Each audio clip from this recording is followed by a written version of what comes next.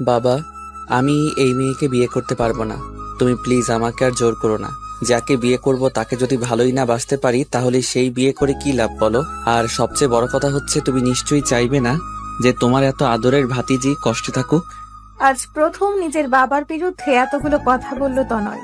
ওর কথাগুলো শেষ হতে না হতেই ওর বাবা কষে একটা থাপ্পড় মারলেন। তারপর রাগে গজরাতে গজরাতে বললেন, বিয়ে যখন করবি না তাহলে ওর বিয়েটা ভেঙে দিলি কেন বল? উত্তর দে আমার কথা।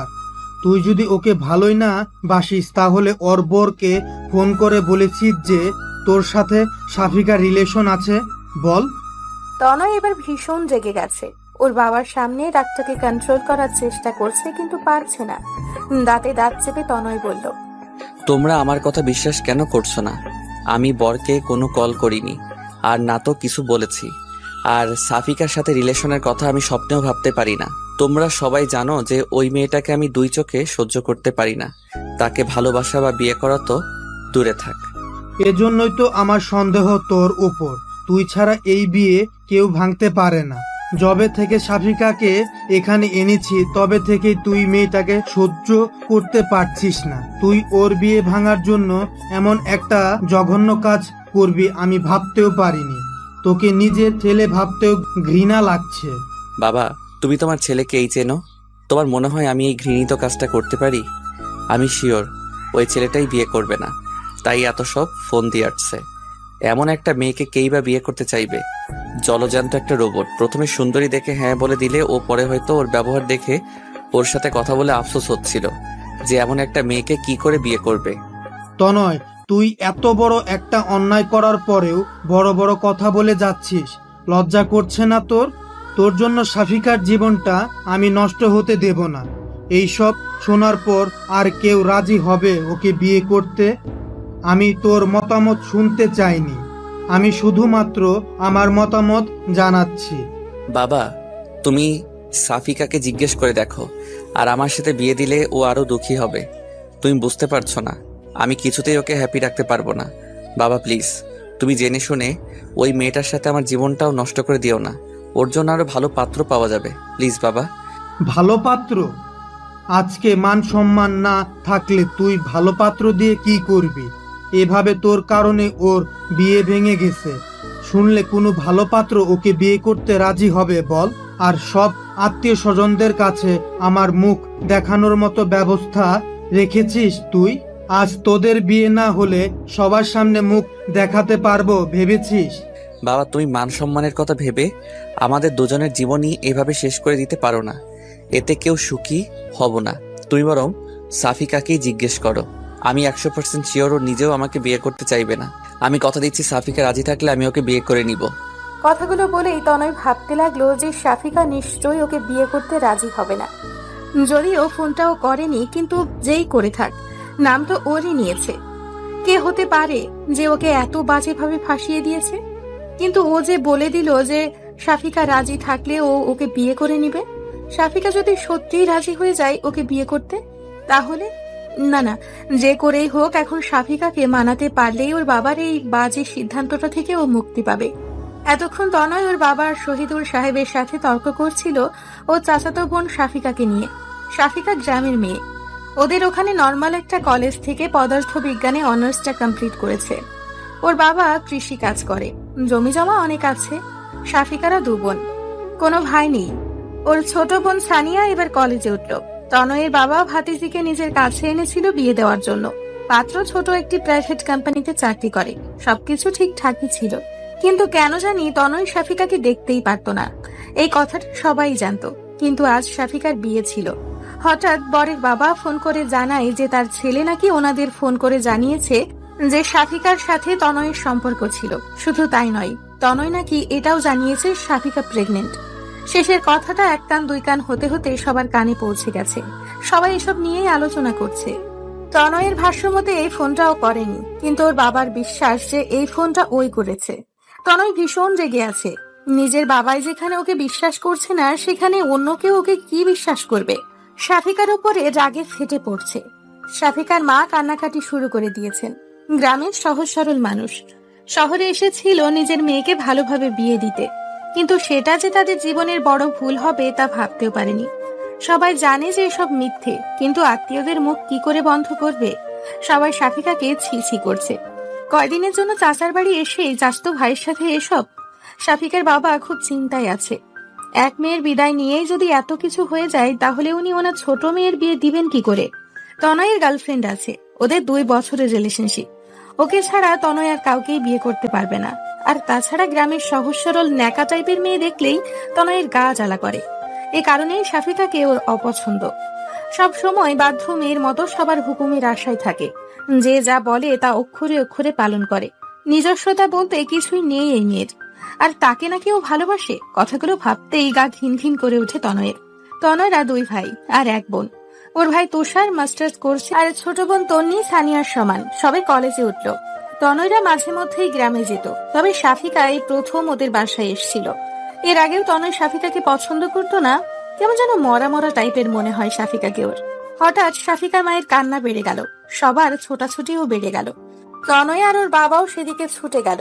শাফিকা ঘরের দরজা লাগিয়ে দিয়েছে। কারো বুঝতে বাকি রইল না যে ও কি করতে চলেছে। তনয়ের বাবা তনয়কে শাসাতে লাগলো। যদি শাফিকার কিছু হয়ে যায়, আমি তোকে কখনো ক্ষমা করব না। আমি ভুলে যাব যে তুষার ছাড়া আমার আরেকটা ছেলে ছিল। তনয় সবার সাথে দরজা ধাক্কা দিতে লাগলো আর বলতে লাগলো, সাফিকা, তুমি কি পাগল হয়ে গেছো? মানুষের কথায় নিজের জীবন কেন শেষ করতে চাচ্ছ তুমি? আমি বলছি দরজা খোলো। দেখো, তুমিও জানো আর আমিও জানি যে আমাদের মধ্যে কোনো সম্পর্ক নেই। তাহলে তুমি কেন নিজেকে শেষ করে দিতে চাইছো? টেস্ট করালেই তো সব প্রমাণ হয়ে যাবে। কিন্তু ভেতর থেকে কোনো সাড়া না পেয়ে সবাই আরো বেশি চিন্তা করতে লাগলো। সবাই দরজা ভাঙার প্রস্তুতি নিতে লাগলো। তনয়ের বাবা তখন বলতে লাগলেন, শাফিকা মামুনি, তুই দরজা খোল। তনয় তোকে বিয়ে করবে। আমার বাড়ি থেকে তোর কোনো অসম্মান আমি হতে দেব না। আমি কথা দিচ্ছি, আজ থেকে তুই এই বাড়িতেই থাকবি। আমিও দেখব কে তোকে অসম্মান করে কথা বলে। আমি বেঁচে থাকতে কেউ তোকে একটা কথাও শোনাতে পারবে না। তনয় রাজি হয়েছে। ও বলেছে যে তুই রাজি থাকলেও তোকে বিয়ে করবে।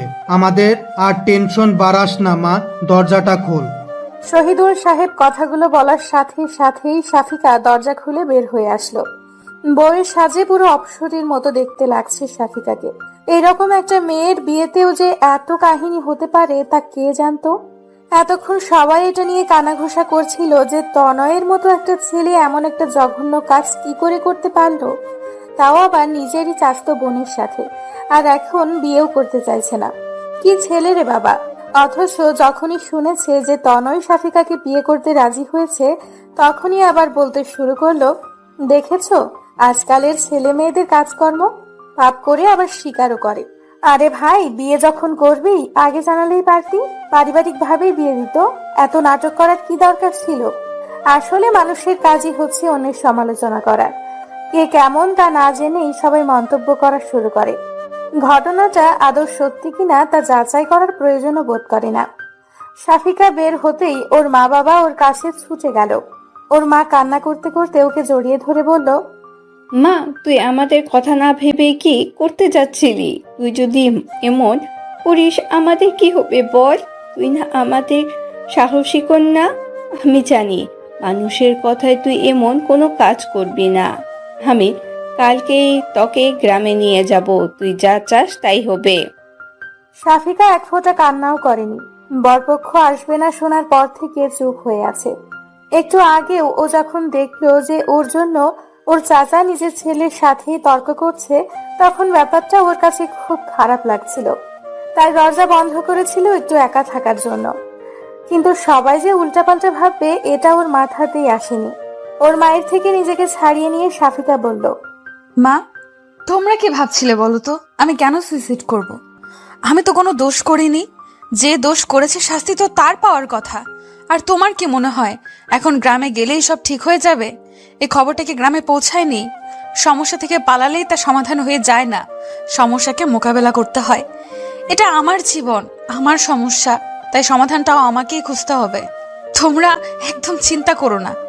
শাফিকার মুখে এমন কথা শুনে নিন্দুকেরা আরো কানাঘুষা করতে শুরু করে দিল। কিন্তু শাফিকার সেদিকে কোনো ভ্রুক্ষেপ নেই। ও সোজা তনয়ের সামনে গিয়ে দাঁড়ালো।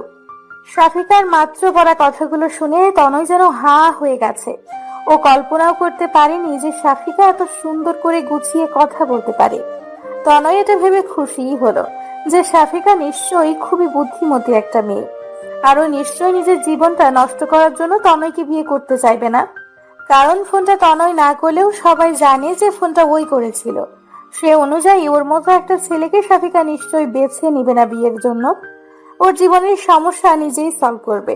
কিন্তু সাফিকা ওর দিকে যতই এগিয়ে আসছে তনয়ের হার্টবিট ততই বাড়ছে। সাফিকাকেও একটা নরম মেয়ে ভেবেছিল, কিন্তু ও তো একটা সাহসী মেয়ে বলেই মনে হচ্ছে এখন। সাফিকা তনয়ের একদম সামনে এসে থেমে গেল। তনয় ভাবছে যে এবার হয়তো সাফিকা ওকে একটা থাপ্পড় দিয়ে জানতে চাইবে যে ও ওর সাথে এমনটা কেন করলো। কিন্তু সাফিকা ওকে অবাক করে দিয়ে জিজ্ঞেস করলো, আপনি কি সত্যি আমাকে বিয়ে করতে রাজি হয়েছেন? সাফিকার মুখ থেকে কথাটা শুনে তনয় কি বলবে বুঝে উঠতে পারছে না। আজ প্রথম সাফিকার এমন ব্যবহার দেখে এমনিতেই বিস্মিত হয়ে গেছে ও। তার উপর আবার ওকে জিজ্ঞেস করছে বিয়ে করতে রাজি হয়েছে কিনা। মেয়েটি আসলে কি চাইছে বুঝতে পারছে না তনয়। সাফিকা সবার সামনে ওকে এমন ভাবে কথাটা জিজ্ঞেস করছে যেন ও নিজেও এটাই চাচ্ছিল। তনয়কে চুপ থাকতে দেখে সাফিকা আবারও বলল, দেখুন, আমি আপনাকে জোর করছি না। আপনি যদি সত্যি আমাকে বিয়ে করতে চান, আমার কোনো আপত্তি নেই। আমি আপনাকে বিয়ে করতে রাজি আছি। আপনি আর একটু ভেবেচিন্তে তারপর সিদ্ধান্ত নিন। শুধুমাত্র সবার জোরাজোরিতে আপনি আপনার জীবনের এত বড় কোনো সিদ্ধান্ত নিন, এটা আমি চাই না। আমি আবারও জানতে চাইছি, আপনি কি সত্যি আমাকে বিয়ে করতে চান? তনয় রাগে ফুঁসতে ফুঁসতে বলল, তুমি তো রাজি হবেই। আমার তো মনে হয় যে এসব কিছুর পেছনে তোমারই হাত আছে। 1 মিনিট, সত্যি তো এসব তোমার প্ল্যান নয় না? মানে আমাকে বিয়ে করার জন্য তুমি এসব করনি তো? আমার তো এখন তোমাকেই সন্দেহ হচ্ছে। আমার পুরো পরিবারকে বশ করে নিয়ে আমাকেই তাদের কাছে খারাপ বানাচ্ছ। আপনার বুদ্ধির তারিফ করতে হয় মিস্টার তনয়। আমাকে কি মনে হয় আপনার? আমি কি এতটাই বোকা যে খাল কেটে কুমির আনবো? আর আপনাকে বিয়ে করা যদি আমার এতই শখ থাকতো, তাহলে কি আমার নিজের বিয়ে ভেঙে এত নাটক করতাম? নিজের আর পরিবারের মান মর্যাদা খুইয়ে এই কাজটা করতে হতো না। বড় আব্বুকে বললেই কাজটা হয়ে যেত। আপনার কি মনে হয় বলুন তো? বড় আব্বুকে বললে তিনি কি আমার কথা ফেলতে পারতেন? তনয়, তোর কি মাথা খারাপ হয়ে গেছে নাকি? কি সব আবোল তাবোল বলছিস? তুই বলেছিস যে সাফিকা রাজি হলে তুই ওকে বিয়ে করবি। এবার তো ওর মতামত শুনলি। আমি আর সময় নষ্ট করতে চাই না। এমন সময় তুষার এসে বলল, বাবা, কিছু মনে না করলে একটা কথা বলতাম। না মানে ভাইয়া শাফিককে পছন্দ করে না। তুমি না হয় জোর করে ওদের বিয়ে দিলে, কিন্তু তারপর কি হবে? তুমি কি একবারও সেটা ভেবে দেখছো? ওরা কখনো সুখী হবে না। তাহলে জোর করে এই বিয়ে দেওয়া কি মনে হয়? আমি বলছিলাম যে ভাইয়া কেন জোর করতে হবে? আমি তো আছি যদি তোমাদের কারোর কোনো অমত না থাকে তো। আর সবচেয়ে বড় কথা, শাফিকা রাজি হলে। মাথা নিচু করে কথাগুলো বলা শেষ করেই তুষার আবার মুখের দিকে তাকায়। তনয় যেন আলো দিশা খুঁজে পায়, কিন্তু ওর বাবার হুঙ্কারে সবকিছু ফিরে পায় দুই ভাই। তোমরা কি ভুলে যাচ্ছ যে তোমাদের বাবা এখনো বেঁচে আছে, আর সে তোমাদের সামনেই আছে? তুষার, তুই এর মাঝে নাক গলাবি না। আর তনয়, ছোট ভাইকে দেখে শিখতে হবে তোর। ওর যেটুকু আত্মসম্মান বোধ আছে তোর সেটুকু নেই। আমার সিদ্ধান্তই শেষ সিদ্ধান্ত। বেশি কথা না বলে বিয়ের জন্য তৈরি হয়ে যা। তারপর তনয় আর অনিচ্ছাকৃত সাফিকাকে বিয়ে করে নিল। নিজের বাবা আর সাফিকাকে ও চরম শত্রু মনে হচ্ছিল। আস্তে আস্তে সবকিছু স্বাভাবিক হয়ে গেল। আত্মীয়রা সবাই এক এক করে চলে যেতে লাগলো। সাফিকার পরিবার আর ওর একমাত্র ফুপুর পরিবার রয়ে গেল। বাকি সবাই চলে গেল। রাত 10টার বেশি বেজে গেছে। সাফিকা ওর বোন সানিয়া আর তন্নির সাথে রুমে বসে অপেক্ষা করছে। সাফিকা এর মধ্যেই বিয়ের শাড়ি পরিবর্তন করে একটা 3 পিস পরে নিয়েছে। সানিয়া আর তন্নি ভয়ে আছে যে তনয় যে আজ সাফিকাকে আরো কি কি কথা শোনাবে কে জানে। ওর যে পরিমাণ রাগ, তন্নি তো তনয়কে ভীষণ ভয় পায়। ওর সামনে জোরে কথা পর্যন্ত বলে না, অথচ তুষারের সাথে কত ফ্রি। সানিয়া আর সাফিকার সাথেও তুষার অনেক ফ্রিলি কথা বলে। এই কারণে সবাই তুষার ভাই বলতে একেবারে পাগল। আর তনয়ের ধারে কাছেও কেউ যায় না ভয়, অথচ সেই তনয়ের জন্যই সাফিকাকে আজ অপেক্ষা করতে হচ্ছে। সাফিকা তন্নি আর সানিয়াকে উদ্দেশ্য করে বলে, তোরা চলে যা তো এখন। অনেক রাত হয়ে গেছে, গিয়ে শুয়ে পড়। আমিও শুয়ে পড়ি। উনি যখন আসে আসুক। তোদেরকে এত রাত পর্যন্ত কে অপেক্ষা করতে বলেছে বল? আর আমারও ঘুম পাচ্ছে।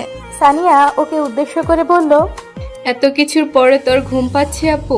তনয় ভাইয়া তোর সাথে কেমন ব্যবহার করবে তা ভেবে তোর ভয় লাগছে না? আমার তো ভয়ে আত্মা শুকিয়ে যাচ্ছে, তোকে একা ফেলে যেতেই মন চাচ্ছে না। আচ্ছা আপু, তুষার ভাইয়াকে বড় আব্বু মানা কেন করলো? তুষার ভাইয়ার সাথে তোর বিয়ে হলে কতই না ভালো হতো বল। সানিয়া কথাটা বলতে না বলতেই তনয় রুমে ঢুকতে ঢুকতে বলল, তোমার বড় আব্বুর আমার মাথা খারাপ না করলে যে চলছিল না। সে তো আমার জীবনটা তছনছ করার জন্য উঠে পড়ে লেগেছে, আর সাথে তোমার আপুও। তোমরাও লেগে যাও আমার পেছনে, দেখো আর কি কি নষ্ট করার আছে আমার জীবনে। সানিয়া তো ভয়ে চুপসে গেল, চুপচাপ ঘর থেকে বের হয়ে গেল। তন্নি যাওয়ার আগে কিছুটা সাহস নিয়ে তনয়কে বলল, ভাইয়া প্লিজ সাফিকা আপুকে বকাবকি করো না। এখানে আপুর তো কোনো দোষ নেই। আমি জানি না বাবা এমন সিদ্ধান্ত কেন নিলেন। যাই হোক না কেন, সাফিকা আপুকে কষ্ট দিবে না একদম, তাহলে কিন্তু ভালো হবে না। কথাগুলো বলেই তন্নি ওখান থেকে চলে গেল। তনয় কি বলবে না বলবে বুঝতে পারছিল না। ও কিছু বলার আগেই তন্নি আর সানিয়া রুম থেকে বের হয়ে গেল। তনয় বিছানার দিকে তাকাতেই দেখতে পেল যে সাফিকা সুন্দর করে ওর বিছানাটা দখল করে শুয়ে আছে। চোখ বন্ধ করে থাকলেও তনয় জানে যে সাফিকা এখনো ঘুমোয়নি। তাই ওকে উদ্দেশ্য করে ব্যঙ্গাত্মক সুরেই বলল, তোমাকে আমি সহজ সরল একটা মেয়ে ভাবতাম, কিন্তু বিশ্বাস করো, তোমার মতো বেহায়া আমি মনে হয় জীবনে দুটি দেখিনি। আমার লাইফটা নষ্ট করে দিয়ে আমারই বিছানা দখল করে শুয়ে আছো। এই মেয়ে, তোমার লাজ লজ্জা বলতে কিছু নেই? এত বেহায়া কেন তুমি? সাফিকা চোখটা খুলে তনয়ের দিকে তাকিয়ে স্বাভাবিকভাবেই বলল, দরজাটা লাগিয়ে দিয়েছেন কি? না হলে দেখা যাবে কে কখন রুমে ঢুকে পড়েছে। এখন তো এটা আর আপনার একার রুম নয়, এটা আজ থেকে আমারও রুম। বিয়ে করেছে আপনাকে, আপনার রুমটা তো আজ থেকে আমারও। সো নিজের রুমে ঘুমাবো না তো কি এখন অন্য কোথাও গিয়ে ঘুমাবো নাকি? লাইটটা অফ করে দিয়ে শুয়ে পড়ুন। লাইট জ্বালানো থাকলে আমার ঘুম আসতে চায় না। তনয় নিজের রাগটা আর কন্ট্রোল করতে পারছে না। সাফিকার দিকে এগিয়ে গিয়ে সাফিকার হাত ধরে টানতে লাগলো আর বলতে লাগলো, এক্ষুনি আমার রুম থেকে বের হয়ে যাবে। তোমার যেখানে খুশি থাকো গিয়ে, আমার রুমে তোমার কোনো জায়গা নেই। তোমার মতো একটা নির্লজ্জ মেয়ের সাথে আমি থাকতে পারবো না। এক বিছানায় তো দূরে থাক, তোমার সাথে আমি এক রুমেও থাকতে পারবো না। সাফিকা এক ঝটকায় নিজের হাতটা ছাড়িয়ে নিয়ে অন্যদিকে মুখ ঘুরিয়ে শুয়ে পড়ল আর আস্তে আস্তে বলল, আমার সাথে থাকতে না চান, আপনি যেখানে খুশি সেখানে থাকতে পারেন, আমার কোনো আপত্তি নেই। কিন্তু আমি কোথাও যেতে পারবো না। নিজের স্বামীর পাশে থাকবো, এতে বেহায়াপনার কিছু দেখছি না আমি।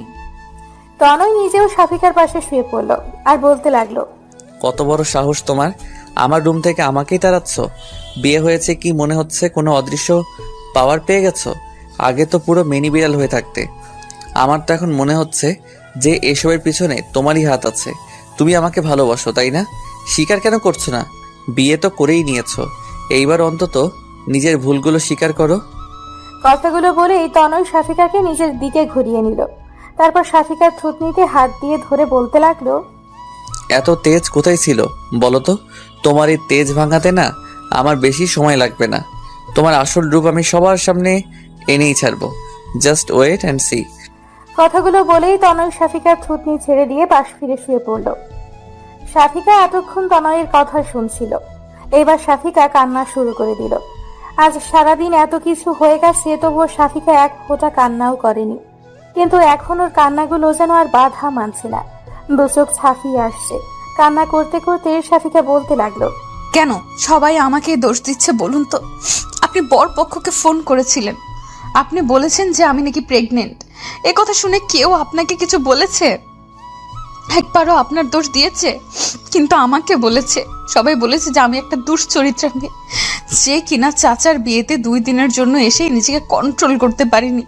এমনকি আরো কি কি বাজে কথা বলেছে যা আমি ভাষায় প্রকাশ করতে পারবো না। কিন্তু আপনাকে কেউ বলেছে দুশ্চরিত্র? কেউ বলেছে যে ছেলেটা নিজেকে সামলাতে পারেনি? বলেনি, কারণ আপনি ছেলেরা নাকি এমনই হয়, কিন্তু মেয়েদের নাকি মানিয়ে চলতে হয়। আমার শুধুমাত্র বিয়েটা ভাঙেনি, আমার সম্মান, আমার বাবা মায়ের সম্মান সব কিছু আপনি ধুলোয় মিশিয়ে দিয়েছেন। তারপরেও আমি আপনাকে বিয়ে করেছি শুধুমাত্র আমার বাবা মায়ের মুখের দিকে তাকিয়ে।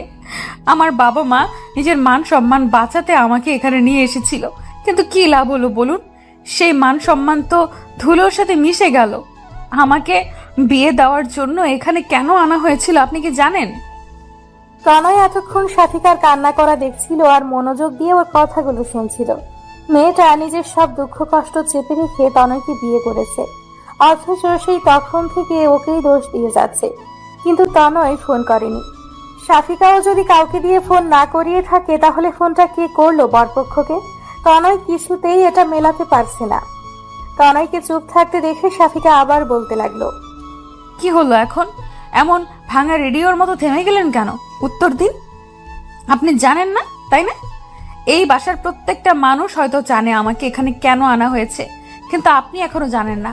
আপনি এত আজীব মানুষ কেন বলুন তো? কেউ আপনাকে জানায়নি নাকি আপনি নিজেই শোনার প্রয়োজন বোধ করেননি? এখনো কি জানতে চান না? তনয় বুঝতে পারছে না যে ওর কি বলা উচিত। এমন পরিস্থিতিতে ও এর আগে কখনো পড়েনি। আকাশ পরিমাণ রাগ নিয়ে রুমে ঢুকেছিল, অথচ এখন মনে হচ্ছে সাফিকার কথাগুলো শুনে ওর সব রাগ গলে পানি হতে শুরু করেছে। এমন তো হওয়ার কথা ছিল না। সাফিকা এতবার ওকে প্রশ্ন করে যাচ্ছে, অথচ ও চুপ করে শুধু শুনেই যাচ্ছে। কথা বলতে যেন ভুলে গেছে ও। না শুনে কি উপায় আছে? আমি চাইলেও তুমি শোনাবে, আর না চাইলেও তুমি শোনাবে। তার থেকে বলেই ফেলো তোমার কাহিনী। বাবা সেদিন বলছিল কি যেন, আমি অতটা মনোযোগ দিয়ে শুনিনি। সবাই কথা বলছিল, তোমার কোনো কথা শোনার কোনো আগ্রহ আমার ছিল না, তাই শোনা হয়নি।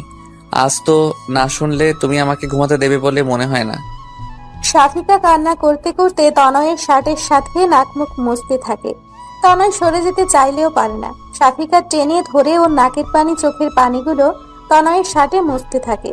তনয় নাক ছিটকায়, তবে সরতে পারে না।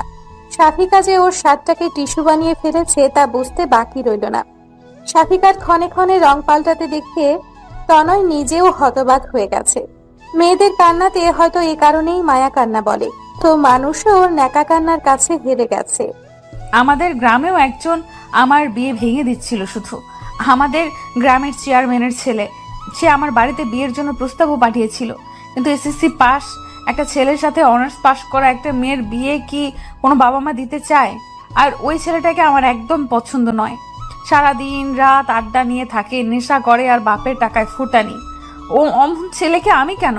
কোনো ভালো মেয়ে বিয়ে করতে চাইবে না, কিন্তু ওই যে জোর যার মুল্লুক তার, যে বিয়ে ভাঙা বন্ধের জন্য আমাকে এখানে আনলো, সে এখানে এসেও একই অবস্থা, তাও আবার বিয়ের দিন আরেক ধাপ এগিয়ে। তনয় এতক্ষণ মনোযোগ দিয়ে ওর কথা শোনার পর বলল, তাহলে তোমার বিয়ে ভাঙার জন্য আমাকে কেন দোষারোপ করছো সবাই? এটা তো সবাই জানো যে বিয়েটা কে ভেঙেছে। আমাকে এর মধ্যে জড়ানোর খুব বেশি কি প্রয়োজন ছিল? এখানে ওরা খোঁজ পাবে কিভাবে? ওরা যাতে আমার খোঁজ না জানতে পারে সেই জন্যই তো আমাকে এখানে আনা হয়েছিল। তবে কেন জানি আমার মনে হচ্ছে আপনি সত্যিই বলছেন, মানে এর পেছনে নিশ্চয়ই অন্য কেউ আছে। কিন্তু কে সে? আপনি আমাকে হেল্প করবেন খুঁজে বের করতে?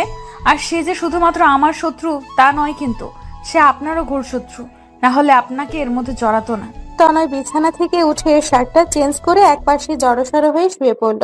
আর ভাবতে লাগলো যে এই কাজটা যদি ওই চেয়ারম্যানের ছেলে না করে থাকে তাহলে আর কে হতে পারে।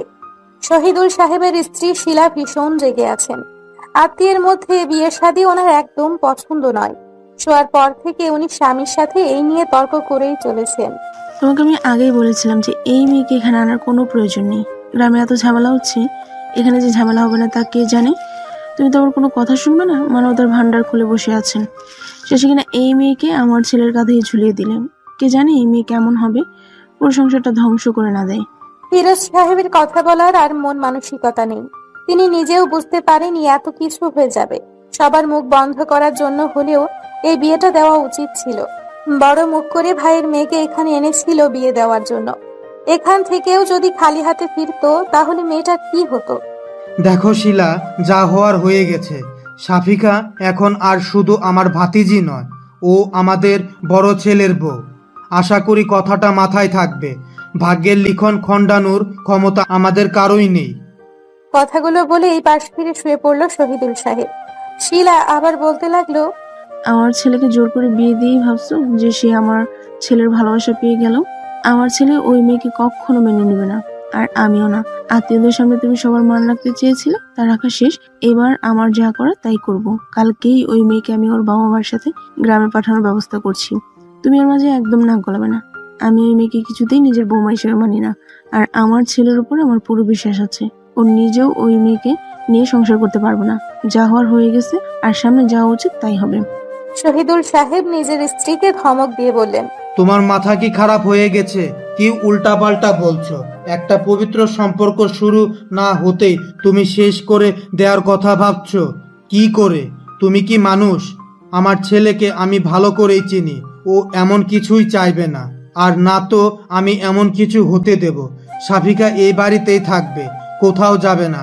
আশা করি কাল এই নিয়ে আর কোনো ঝামেলা করবে না। এর ফল কিন্তু ভালো হবে না। শিলা আরো কিছুক্ষণ বকবক করে থেমে গেলেন। স্বামীর সাথে যত ঝগড়াই করুক না কেন, সবার সামনে তার বিরুদ্ধে কথা বলার সাহস তার নেই। আর তার কথা শহীদুল সাহেব শুনবে না জেনেও এতক্ষণ তর্ক করলো। তার ক্ষমতা থাকলে তো এই বিয়েটা হতেই দিত না। এসব ভেবে মনে মনে সাফিকা, ওর বাবা মা আর নিজের স্বামীকে গালাগালি করতে করতে ঘুমিয়ে পড়লেন শিলা। তুষার ছাদে গিয়ে একটার পর একটা সিগারেট শেষ করছে আর ভাবছে যে ওর মা আত্মীয়ের সাথে বিয়ে শাদী পছন্দ করে না বলে সাফিকাকে বিয়ে করার দুঃসাহস দেখাতে পারেনি। অনেকবার বলতে চেয়েও ওর বাবা মাকে বলতে পারেনি কথাটা। অথচ আজ ওরই ভাইয়ের সাথে বিয়ে হয়ে গেল। ওর মায়ের লজিক খাটলো না, অথচ নিজের পছন্দটাকেও বিসর্জন দিয়ে দিল। নিজের উপরেই প্রচুর রাগ হচ্ছে তুষারের। একবার ওর বাবাকে বলেই দেখতো, হয়তো ওর বাবা ব্যবস্থা করত।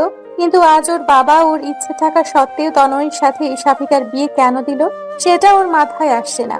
তনয় তো সাফিকাকে মোটেও পছন্দ করে না, কিন্তু এখন তনয় যদি সাফিকার সাথে নাও থাকে, তবুও তো ওর সাফিকাকে পাবে না। ওর ভাগ্যটা কেন এত খারাপ হলো? সাফিকাকে এত করে মন থেকে চেয়েও নিজের করতে পারলো না, অথচ তনয় না চাইতেই সাফিকাকে পেয়ে গেল। যে যার কদর বোঝে না, সে তার ভাগ্যেই কেন পড়ে? সাফিকা কি ভালো থাকবে তনয়ের সাথে? তনয় কি আদৌ ভালোবাসতে পারবে সাফিকাকে? অনেক রাত পর্যন্ত এসব ভাবতে থাকে তুষার। তনয় সকালে ঘুম থেকে উঠে ফ্রেশ হয়ে এসে দেখে যে সাফিকা তখনও ঘুমোচ্ছে। তন্নি এসে একবার ডেকে গেছে নাস্তা করার জন্য। রাতে অনেকক্ষণ কান্না করে তারপর ঘুমিয়েছে, তাই তনয় ওকে ডাকতে চাচ্ছিল না। কিন্তু আবার সানিয়া ডাকতে এসেছে, তাই অনিচ্ছা সত্ত্বেও তনয় সাফিকাকে আস্তে আস্তে ডাকতে লাগলো। সাফিকার সেদিকে যেন কোনো খেয়ালই নেই, কেউ একজন যে ওকে ডাকছে। হঠাৎ চোখ খুলেই তনয়কে দেখতে পেয়ে লাফ দিয়ে উঠে সাফিকা। তারপর চোখ কসলাতে কসলাতে বলতে থাকে, আপনি এখানে? ও সরি, আসলে ঘুম থেকে উঠে ভুলেই গেছিলাম যে কাল আমার বিয়ে হয়েছে। তনয় রুম থেকে বের হওয়ার সময় বলতে লাগলো, ভাগ্যি সেটা ভুলে যাওনি যে কার সাথে বিয়ে হয়েছে। কিছু বললেন মনে হয়। না, বললাম যে ফ্রেশ হয়ে তাড়াতাড়ি চলে আসো, আর যেন কাউকে পাঠাতে না হয়। বাথরুমে ঢুকেই সাফিকার মনে পড়লো যে ওর সবকিছু তো তন্নির রুমে। সানিয়া, তন্নি আর ও এই কয়দিন একসাথেই থাকতো। তারপর ওই রুম থেকে বের হয়ে সাফিকা তন্নির রুমে চলে গেল।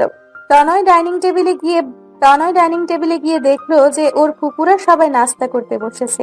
বাড়ির বড়রা সবাই বসেছে, কিন্তু ওর মা আসেনি। তার নাকি মাথা ব্যথা করছে। তনয় বুঝতে পারলো যে ওর মা কেন আসছে না। ওর মাকে ওর চেয়ে ভালো আর কেউ জানে না হয়তো। ও না গেলে যে ওর মা আসবে না তা বুঝতে পেরে ও মাকে ডাকতে চলে গেল। ওর মায়ের রুমে ঢুকে খাবার খেতে যেতে বললেই ওর মা বলতে লাগলো, তুইও তো শুধু তোর বাবার কথাই শুনবি। আমার কথার কি মূল্য আছে কারো কাছে? তোর বিয়ে নিয়ে আমার কত স্বপ্ন ছিল, সব শেষ করে দিলি তোরা। এখন আমাকে কেন লাগবে? যা তোর বউয়ের কাছে যা, আমাকে ডাকতে হবে না। মা, আমাকে যেন আর কিছু বলতে না হয়। তাড়াতাড়ি চলো, সবাই অপেক্ষা করছে তোমার জন্য। ফুপুরা চলে যাবে, নাটক বাদ দিয়ে চলো। ওর মা মানে শিলা বিছানা ছেড়ে উঠে বলল, আমি যাচ্ছি, তবে ওই মেয়ে যেন আমার সামনে না আসে। ওই মেয়ের সাথে আমি এক বাড়িতে থাকতে পারবো না। ও যেন ওর বাবা মায়ের সাথে আজকে চলে যায়। তখন শহীদুল সাহেব এসে বললেন, সাফিকা কোথাও যাবে না। তনয় যেখানে থাকবে সাফিকাও সেখানে থাকবে। তুমি যদি সাফিকাকে এই বাড়িতে না রাখতে চাও, তাহলে তনয়ও থাকবে না। আমি ওদের বাসা ঠিক করে দেব। দেখছিস তো তোর বাবার কথা? নিজের ভাতিজির জন্য এক্ষুনি আমাকে তোর থেকে আলাদা করে দিতে চাইছে। আমি কিন্তু মা, বাবা, তোমরা থামবে একটু? এখন এসব বলার সময় নয়। যা হওয়ার হয়ে গেছে। ধীরে সুস্থে বসে এসব নিয়ে আলোচনা করে সিদ্ধান্ত নেওয়া যাবে। এবার চলো। কথাগুলো বলে রুম থেকে বের হতেই দেখতে পেল যে সাফিকা দরজার সামনে দাঁড়িয়ে আছে। ওর চোখ থেকে টপ টপ করে পানি পড়ছে। তনয়কে দেখে বলল, আপনাদের ডাকতে এসেছিলাম। আসলে আমার খেতে ইচ্ছে হচ্ছে না, আপনারা খেয়ে নিন, আমার ক্ষুধা লাগলে খেয়ে নিব। বলেই ওখান থেকে দৌড়ে তন্নির রুমে চলে গেল সাফিকা। তনয় ওর পেছনে গিয়ে বলতে লাগলো, তোমরা কি শুরু করলে বলো তো? সবাইকে আমাকে পেয়েছো জানানোর জন্য? আমাকে একটু বোঝার চেষ্টা করো। আমার মনের উপর দিয়ে কি ঝড় যাচ্ছে তা কাকে বোঝাবো? সবাই তো নিজেকে নিয়ে ব্যস্ত। তনয়ের কথা শুনে সাফিকা দৌড়ে গিয়ে ওকে জড়িয়ে ধরলো। তারপর বলতে লাগলো, আপনার স্ত্রী হিসাবে না হোক, অন্তত কাজিন হিসাবে হলেও আমাকে আপাতত এখানে থাকতে দিন প্লিজ। আমি এখন ওই গ্রামে যেতে পারবো না। ওখানে গেলেই ওই রিমনের অত্যাচার, আমি বাড়ি থেকে বের পর্যন্ত হতে পারি না। আর এখন তো আরো বেশি করে আমার পেছনে লাগবে, বলবে যে বাইরে এসে আমার বিয়ে হলো না। তনয় এমনিতেই অনেক চিন্তায় আছে, তারপর আবার ওর মায়ের নতুন ঝামেলা। ওর গার্লফ্রেন্ড রিয়াকে ব্যাপারটা কি করে বোঝাবে সে চিন্তায় অস্থির। আর এদিকে সাফিকা আর ওর মায়ের ঝামেলা। রিয়াকে ছাড়া ও অন্য কোনো মেয়ের কথা স্বপ্নেও ভাবতে পারে না। এখন এইসব সামলাবে নাকি রিয়াকে? সাফিকাকে নিজের থেকে ছাড়িয়ে নিয়ে তনয় বলল, দেখো সাফিকা, এইসব ন্যাকা কান্না আমার কাছে করবে না, চুপচাপ খেতে চলো। এসব মায়া কান্না আমার কাছে চলবে না। রাতে অনেক কেঁদেছো, কিছু বলিনি, আর কিন্তু এসব চলবে না। এখানে থাকতে চাইলে আমার কথা মেনে থাকতে হবে। সাফিকা চোখ মুছে বলল, আমি পারবো। এখানে থাকার জন্যই তো এতদিন আমি চুপচাপ ছিলাম। আবার না হয় সেই রোবট হয়ে যাব, যে যা বলবে তাই শুনবো। চাচি যেভাবে বলবে আমি সেভাবেই থাকবো। অন্তত যে পর্যন্ত ওইখানে সব ঠিকঠাক না হয় সে পর্যন্ত আমাকে থাকতে দিলেই হবে। রিমন 5-6 বছরের মতো বিদেশে ছিল বলেই আমি শান্তিতে ছিলাম। কয়েক মাস হলো দেশে এসেছে, তাতেই আমার জীবনের খুশিগুলো শেষ হয়ে গেছে। ওই ছেলে থাকতে আমি আর গ্রামে যাচ্ছি না। আবার হয়তো বিদেশ চলে যাবে, তখন আমি আবার গ্রামে চলে যাব, কথা দিচ্ছি। আর আমি কখনো আমাকে ভালোবাসার জন্য আপনাকে জোর করব না। আপনি মন থেকে কোনোদিন ভালোবাসলে তবেই। এক্সকিউজ মি, দিবা স্বপ্ন দেখা বাদ দাও। থাকতে দিয়েছি বলে অন্য কিছু ভাবার দরকার নেই। ফালতু কথা শোনার সময় আমার নেই, চুপচাপ খেতে চলো। কথাগুলো বলে তনয় সাফিকার মুখের দিকে তাকাতেই দেখতে পেল যে সাফিকার মুখটা বিষাদে ছেয়ে গেছে। ও হয়তো একটু বেশি বলে দিয়েছে, কিন্তু ও যে প্রেশারের মধ্যে আছে তাতে চাইলেও ভালো করে কথা বলতে পারছে না।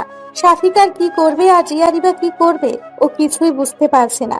একদিকে নিজের ভালোবাসা আর অন্যদিকে নিজের দায়িত্ব, যার এখন কোনো একজনের সাপোর্ট দরকার।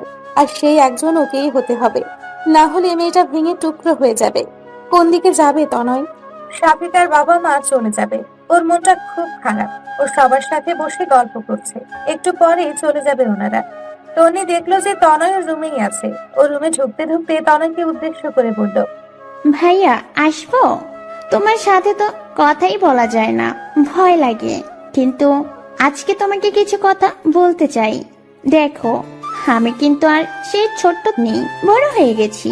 আমি এখন কলেজে পড়ি, তাই আমার কথাগুলো তোমাকে শুনতেই হবে। নিজের ছোট বোনের মুখে এমন কথা শুনে তনয় হেসে দেয়। তারপর বলতে থাকে, তা আমার ছোট্ট বোনটা আমাকে ভয় পেতে শুরু করলো কবে থেকে তাই তো বুঝতে পারতেছি না। সে আবার কলেজে উঠে বড় হয়ে গেছে। তা আমার বুড়ি দাদিটা আমাকে কি উপদেশ দিতে এসেছে শুনি?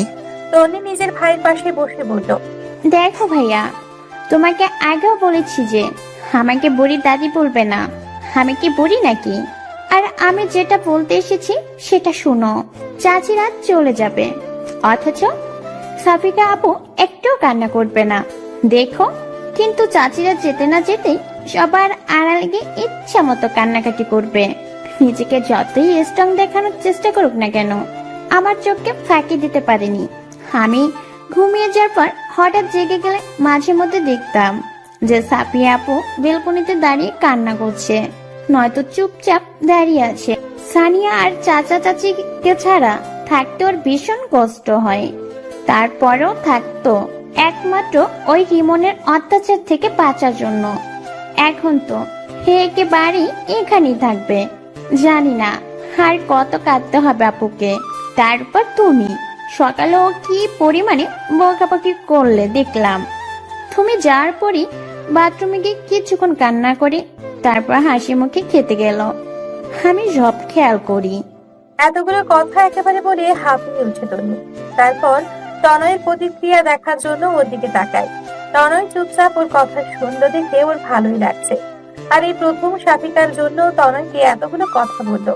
টনির মুখে এমন বড় মানুষের মতো কথা শুনে তনয় বুঝতে পারলো যে তার সেই ছোট্ট তনিটা আজ সত্যি অনেক বড় হয়ে গেছে।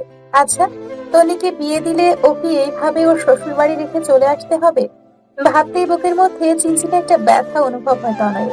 তার মানে সাফিকার বাবা মায়েরও অনেক কষ্ট হচ্ছে সাফিকাকে রেখে যেতে। আর সাফিকা, কথাটা ভাবতেই মেয়েটার জন্য এক অজানা টান অনুভব করতে থাকে তনয়। এটাই কি সেই পবিত্র বন্ধন, তিন কবুলের মাধ্যমে যে বন্ধন গড়ে ওঠে? কথাটা ভাবতেই নিজেকে বড্ড অপরাধী মনে হতে থাকে তনয়। নিজের বাবার অনুরোধে এটাও কি করে বসলো? একটা মেয়ের স্বপ্ন নিয়ে খেলার কোনো অধিকারও নেই, সেখানেও দুটো মেয়ের জীবন নিয়ে খেলছে। এই গোলকধাঁধা থেকে আজ ওকে বের হতেই হবে, নইলে ও নিজেকে কখনো ক্ষমা করতে পারবে না। আচ্ছা, তন্নির সাথে যদি এমনটা ঘটতো, ভাবতেই ওর পুরো শরীর কেঁপে ওঠে। তন্নি নিজের ভাইয়ের কোনো উত্তর না পেয়ে রুম থেকে চলে যেতে যেতে বলে, আমার আগেই বোঝা উচিত ছিল যে তোমাকে কোনো কথা বলা আর পাহাড়ের সামনে দাঁড়িয়ে কথা বলা একই ব্যাপার। কোনো উত্তর পাওয়া যাবে না। আমাকে কোনো ধমক দাওনি, এটাই তো অনেক। পরের কথাগুলো আস্তে আস্তে বললো যেন তনয় শুনতে না পায়। তন্নি চলে যাওয়ার পরেও তন্নির বলা কথাগুলো তনয়ের কানে রেকর্ডের মতো বাজতে লাগলো। আর সাফিকার মনের অবস্থাটা বোঝার চেষ্টা করলো। সাফিকার বাবা মা সানিয়া আজকে ট্রেনিং গ্রামে চলে যাবে। কলিজার টুকরা মেয়েকে এভাবে ফেলে রেখে যেতে তাদের কারোরই মন টানছে না, কিন্তু এটাই তো নিয়ম। বিয়ের পর স্বামীর ঘরটাই তো মেয়েদের আসল জায়গা। আর তাছাড়া এখানে সবাই সাফিকার আপদ। তারপরেও সানিয়া আর ওর মা অনেক কান্না করছে, কিন্তু সাফিকা পাথরের মতো শক্ত হয়ে আছে। ওর বাবা মায়ের সামনেও নিজেই যদি কান্নাকাটি শুরু করে দেয়, তাহলে ওনারা ভালো থাকতে পারবে না। সাফিকার কান্নায় পরিপূর্ণ মুখটাই ওনাদের চোখে ভাসবে, তাই সাফিকার কান্নাগুলো মিথ্যে হাসির আড়ালে লুকিয়ে রেখেছে। কান্না পেলে সেই কান্নাটাকে আটকে রাখাটা যে কি পরিমাণ কষ্টের তা সাফিকা ভালোভাবেই বুঝতে পারছে। সাফিকার বাবা তনয়ের হাতের উপর সাফিকার হাত দিয়ে বলল, মেয়েকে বিয়ের সময় জামাইয়ের হাতে তুলে দিতে হয়, কিন্তু আমি আজ দিচ্ছি শুধু মেয়ের জামাই নয়, আমার নিজের ছেলে হিসাবে। আমি আমার নিজের কলিজার টুকরাকে রেখে যাচ্ছি। ও এর আগে বাহিরে কখনো থাকেনি, বাহিরের জীবন সম্পর্কে ওর কোনো ধারণা নেই। বাবা বাবা এই কয়দিন তোদের এখানে এসেছে, তাই রোজ ফোনে কান্নাকান্নি করতো, আর এখন তো সারা জীবনের জন্য রেখে যাচ্ছি। মেয়েকে বিদায় দেওয়ার সময় যে একটা বাবার কি পরিমাণ কষ্ট হয় তা তুই নিজেই যখন বাবা হবি তখন বুঝতে পারবি। নিজের বাবাকে থামিয়ে দিয়ে সাফিকা বলল, বাবা, তুমি এসব কি বলছো? আমি কোথায় কান্নাকাটি করেছি? তোমরাই তো সবাই কান্নাকাটি করে জোয়ার বইয়ে দিয়েছো। আর শোনো, আমি এখন সেই ছোট্ট সাফিকা নেই যে কোথাও গেলে বাবা মা বলে কান্নাকাটি শুরু করব। দেখছো না আমি কত হাসি খুশি আছি এখানে? আমাকে কি পরের বাড়িতে রেখে যাচ্ছ নাকি? এখানে সবাই আছে, বড় আব্বু, চাচি, তন্নি। তুমি একদম চিন্তা করবে না আমাকে নিয়ে। আর সানিয়া তো আছেই, নিজের খেয়াল রাখবে। আর সানিয়া, সারাক্ষণ টিভি আর ফোন না দেখে ঠিকঠাক পড়াশোনা করবি, আর বাবা মায়েরও খেয়াল রাখবি, আর নিজের খেয়ালও রাখবি। কাজ ছাড়া একদম বাইরে যাবি না। আর মা, তুমি নিজেও ঠিকঠাক ওষুধ খাবে আর বাবাকেও খাওয়াবে। খাওয়া দাওয়া ঠিক মতো করবে, একদম অনিয়ম করবে না। সাফিকার বাবা মায়ের সাথে কথা বলার সময়ও খেয়াল করলো যে ওর হাত এখনো তনয়ের মুঠোর মধ্যেই আছে। তাড়াতাড়ি নিজের হাত ছাড়াতে গেলে তনয় তারা শক্ত করে চেপে ধরে। সাফিকা তনয়কে বুঝতে পারছে না, এই ভালো ব্যবহার করছে আবার এই খারাপ ব্যবহার করছে। তনয়ের কোনটা আসল ব্যবহার আর কোনটা নকল তা বুঝতে পারছে না সাফিকা। সবাই যে বলতো বিয়ে হলেই নাকি স্বামী স্ত্রীর মধ্যে একটা অদৃশ্য মায়ার বন্ধন সৃষ্টি হয়ে যায়, তাহলে ওদের মধ্যে সেই বন্ধনটা কেন তৈরি হচ্ছে না এখনো? নাকি সম্পর্ক আসলে এত সহজ নয়, নাকি আরো সময় লাগবে? কিন্তু সকালে তনয় তো বলেছিল যে সে নাকি সাফিকাকে ভালোবাসতে পারবে না। তার মানে কি সেটাই সত্যি? ওর চাচার অনুরোধে শুধু বিয়ে করেছে তনয়কে, তার মানে তনয়কে সত্যিই কোনোদিন ভালোবাসবে না? কথাগুলো ভাবতে মনের মধ্যে কল্পনায় আকাশে মেঘ জমতে শুরু করে। ও আর কখনো তনয়কে বিরক্ত করবে না, ও তনয়কে এই বন্দিত্ব থেকে মুক্তি দিয়ে দিবে। সাফিকার বাবা মা চলে যেতেই সাফিকা তনয়ের হাত থেকে নিজের হাত ছাড়িয়ে নিয়ে তনয়ের রুমে চলে গেল। তনি ওর রুম থেকে সাফিকার সব জিনিস দিয়ে গেছে তনয়ের রুমে। সাফিকা এখনো জানে না যে তনয় অন্য একটা মেয়ের জন্য ওর সাথে এমন ব্যবহার করছে। সাফিকা চলে যেতেই তনয়ের খেয়াল হয় যে ও এতক্ষণ সাফিকার হাত শক্ত করে ধরে রেখেছিল, কিন্তু কেন ধরেছিল তাও নিজেও জানে না। হঠাৎ ও তন্নির বলা কথাগুলো মনে পড়তেই দৌড়ে রুমে চলে যায়। সাফিকা মাথা নিচু করে বসেছিল। তনয় আস্তে আস্তে ওর সামনে গিয়ে বলতে লাগলো, চাচা চাচি গিয়েছে তো কি হয়েছে? আমরা তো আছি নাকি? আমাদের উপর বিশ্বাস নেই? আমি আমার কথা রেখেছি, তোমাকে গ্রামে পাঠাইনি। এইবার তোমার পালা, একদম কান্নাকাটি করা যাবে না। কি হলো? বললাম না কান্নাকাটি করা যাবে না। কান্নাকাটি আমার একদম সহ্য হয় না। তনয়ের কথাগুলো শুনেই শাফিকা অবাক হয়ে মাথা তুলে তাকায়। তুমি কান্না করছো না? আমি তো ভেবেছিলাম যে সবাই চলে গেছে, এর জন্য তুই রুমে এসে কান্নাকাটি করছো। নিজের ব্যবহারে নিজেই লজ্জা পায় তনয়। সব দোষ ওই তন্নি। শাফিকা মৃদু হেসে তনয়কে বলতে থাকে, আমি বলেছি না আমি অতটাও ছিচকাদুনের নই। আপনি কি ভাবছিলেন বলুন তো, যে মেয়েরা কান্না করছে একটু সান্ত্বনা দিয়ে আসছি? থ্যাঙ্কস আমাকে থাকতে দেওয়ার জন্য, আর সরি ফর ডিস্টার্বিং। তনয় শাফিকার চোখে মুখে কষ্টের ছাপ স্পষ্ট দেখতে পাচ্ছে, অথচ মুখে বড় বড় বুলি আওড়াচ্ছে। তনি ঠিকই বলেছিল। তনয় আস্তে করে শাফিকার পাশে বসতে শাফিকা নিজেকে গুটিয়ে নেয় এক পাশে। ওর এমন ব্যবহারে দেখে তনয় বলতে থাকে, ভয় পাচ্ছ আমাকে? দেখো, সকালের কথাগুলো ওইভাবে বলতে চাইনি, কিন্তু চারপাশের প্রেসারে মাথা ঠিক ছিল না। প্লিজ কিছু মনে করো না। ক্ষমা তো আমার চাওয়াই উচিত, যা প্রাপ্য তার থেকে খুব বেশি এক্সপেক্ট করে ফেলেছিলাম। সত্যিটা বলার জন্য থ্যাঙ্কস, না হলে আমি হয়তো আরো বেশি স্বপ্ন বুনতে থাকতাম। আমি তোমাকে একটা কথা বলতে চাই। তনয় আসলে রিয়ার কথাটা ওকে জানিয়ে দিতে চাচ্ছে, যেন শাফিকা বুঝতে পারে যে কেন ওর শাফিকাকে আপন করে নিতে পারছে না। বিয়ে যখন করেছে সত্যিটা তো জানাতেই হবে। আমাকে আর কিছু বলতে হবে না, আমি জানি আপনি কি বলতে চাইছেন। চিন্তা করবেন না, আমি আপনাকে আর কখনো বিরক্ত করব না। আমাকে থাকতে দিয়েছেন, এটাই আমার জন্য অনেক। আমি কথা দিচ্ছি, চলে যাওয়ার সময় আপনি যা চাচ্ছেন তাই পাবেন। শাফিকার কথায় তনয় চমকে ভেঙে বলল, কিসের যাওয়ার কথা বলছো তুমি? আর আমি কি চাচ্ছি? কি দেবে তুমি আমাকে? এসব কি বলছো তুমি আবল তাবল? আবল তাবল কেন বলবো? জোর করে আর যাই হোক না কেন, কোনো মিথ্যা সম্পর্ক টিকিয়ে রাখা যায় না। আমাদের সম্পর্কটা বাইরের দিক থেকে সত্য হলেও ভেতরের দিক থেকে তো পুরোটাই মিথ্যা। আমি বুঝতে পারিনি যে পরিস্থিতি এতটা খারাপ হবে, তাহলে কখনো আমি আপনাকে এই বিয়েটা করতে দিতাম না। এটাই আর কটা দিনই তো, তারপর আমি আপনাকে এই বন্ধন থেকে চিরতরে মুক্তি দিয়ে দিব। কথাগুলো বলেই শাফিকা বিছানা থেকে ওঠার প্রস্তুতি নিচ্ছিল। তনয়ের হাত ধরে আবার বসিয়ে শাফিকার মুখটা নিজের দিকে নিল। রাগে তনয়ের চোখ দুটো রক্ত বর্ণ ধারণ করেছে। শাফিকাকে উদ্দেশ্য করে বলল, কি যেন বলছিলে, আরেকবার বলো। বন্ধন থেকে মুক্তি? কি বলছিলে এসব? শাফিকা তনয়ের হাত থেকে নিজেকে ছাড়াতে গিয়েও ব্যর্থ হয়। তনয়ের চোখের দিকে তাকাতেই ওর ভয় হতে থাকে। তনয়ের এমন রূপ দেখে ওর আত্মা শুকিয়ে যায়। শাফিকার শুকনো কণ্ঠে সাহস সঞ্চার করে বলল, ডিভোর্স। কথাটা বলার সাথে সাথেই শাফিকা কিছু বুঝে ওঠার আগেই ওর গালে একটা থাপ্পড় পড়ল। তনয়ের হাতের কয়েকটা আঙ্গুলের দাগ সাথে সাথে স্পষ্ট হয়ে উঠল ফর্সা গালের উপর। তনয় নিজের ডাকটাকে কন্ট্রোল করতে পারছে না। তুমি এসব করে কি প্রমাণ করতে চাইছো? মহান শাস্তি চাইছো? আমাদের সম্মানের কথা বাদ দিলাম, নিজের বাবা মায়ের কথাটা ভাববে না একবার? বিয়েটাকে ছেলে খেলা মনে হয় তোমার কাছে? যখন খুশি করলে, যখন খুশি ভেঙে দিলে, তারপর যে কি হবে তা একবারও ভেবে দেখেছো? সবার অনুভূতির কোনো মূল্য নেই তোমার কাছে? তনয়ের কথা শুনে শাফিকা এতক্ষণে চোখের জলগুলোকে মুক্ত করে দিল। তারপর কান্না করতে করতে বলল, বাহ, আপনি সবার দিকটা দেখছেন, অথচ আমার দিকটা একবারও ভেবে দেখেছেন? সবাইকে খুশি রাখবো, আর দিন শেষে আমার কি হবে? আমার খুশিগুলো নিজের খুশি বিসর্জন দিয়ে অন্যকে খুশি করার মানে জানেন? সবাইকে ধোকা দেওয়া। যেদিন তারা সত্যিটা জানতে পারবে, সেদিন তারা কি নিজেদের ক্ষমা করতে পারবে? অভিনয় আপনি করতে পারলেও আমি পারবো না। আমি চাই না আমার জন্য কারোর লাইফ নষ্ট হোক, আর এতে শুধু আমার নয়, আপনারও ভালো হবে। আপনি আপনার ইচ্ছা মতো মুক্ত জীবন যাপন করতে পারবেন। তুমি আবারও সেই কথা বলছো?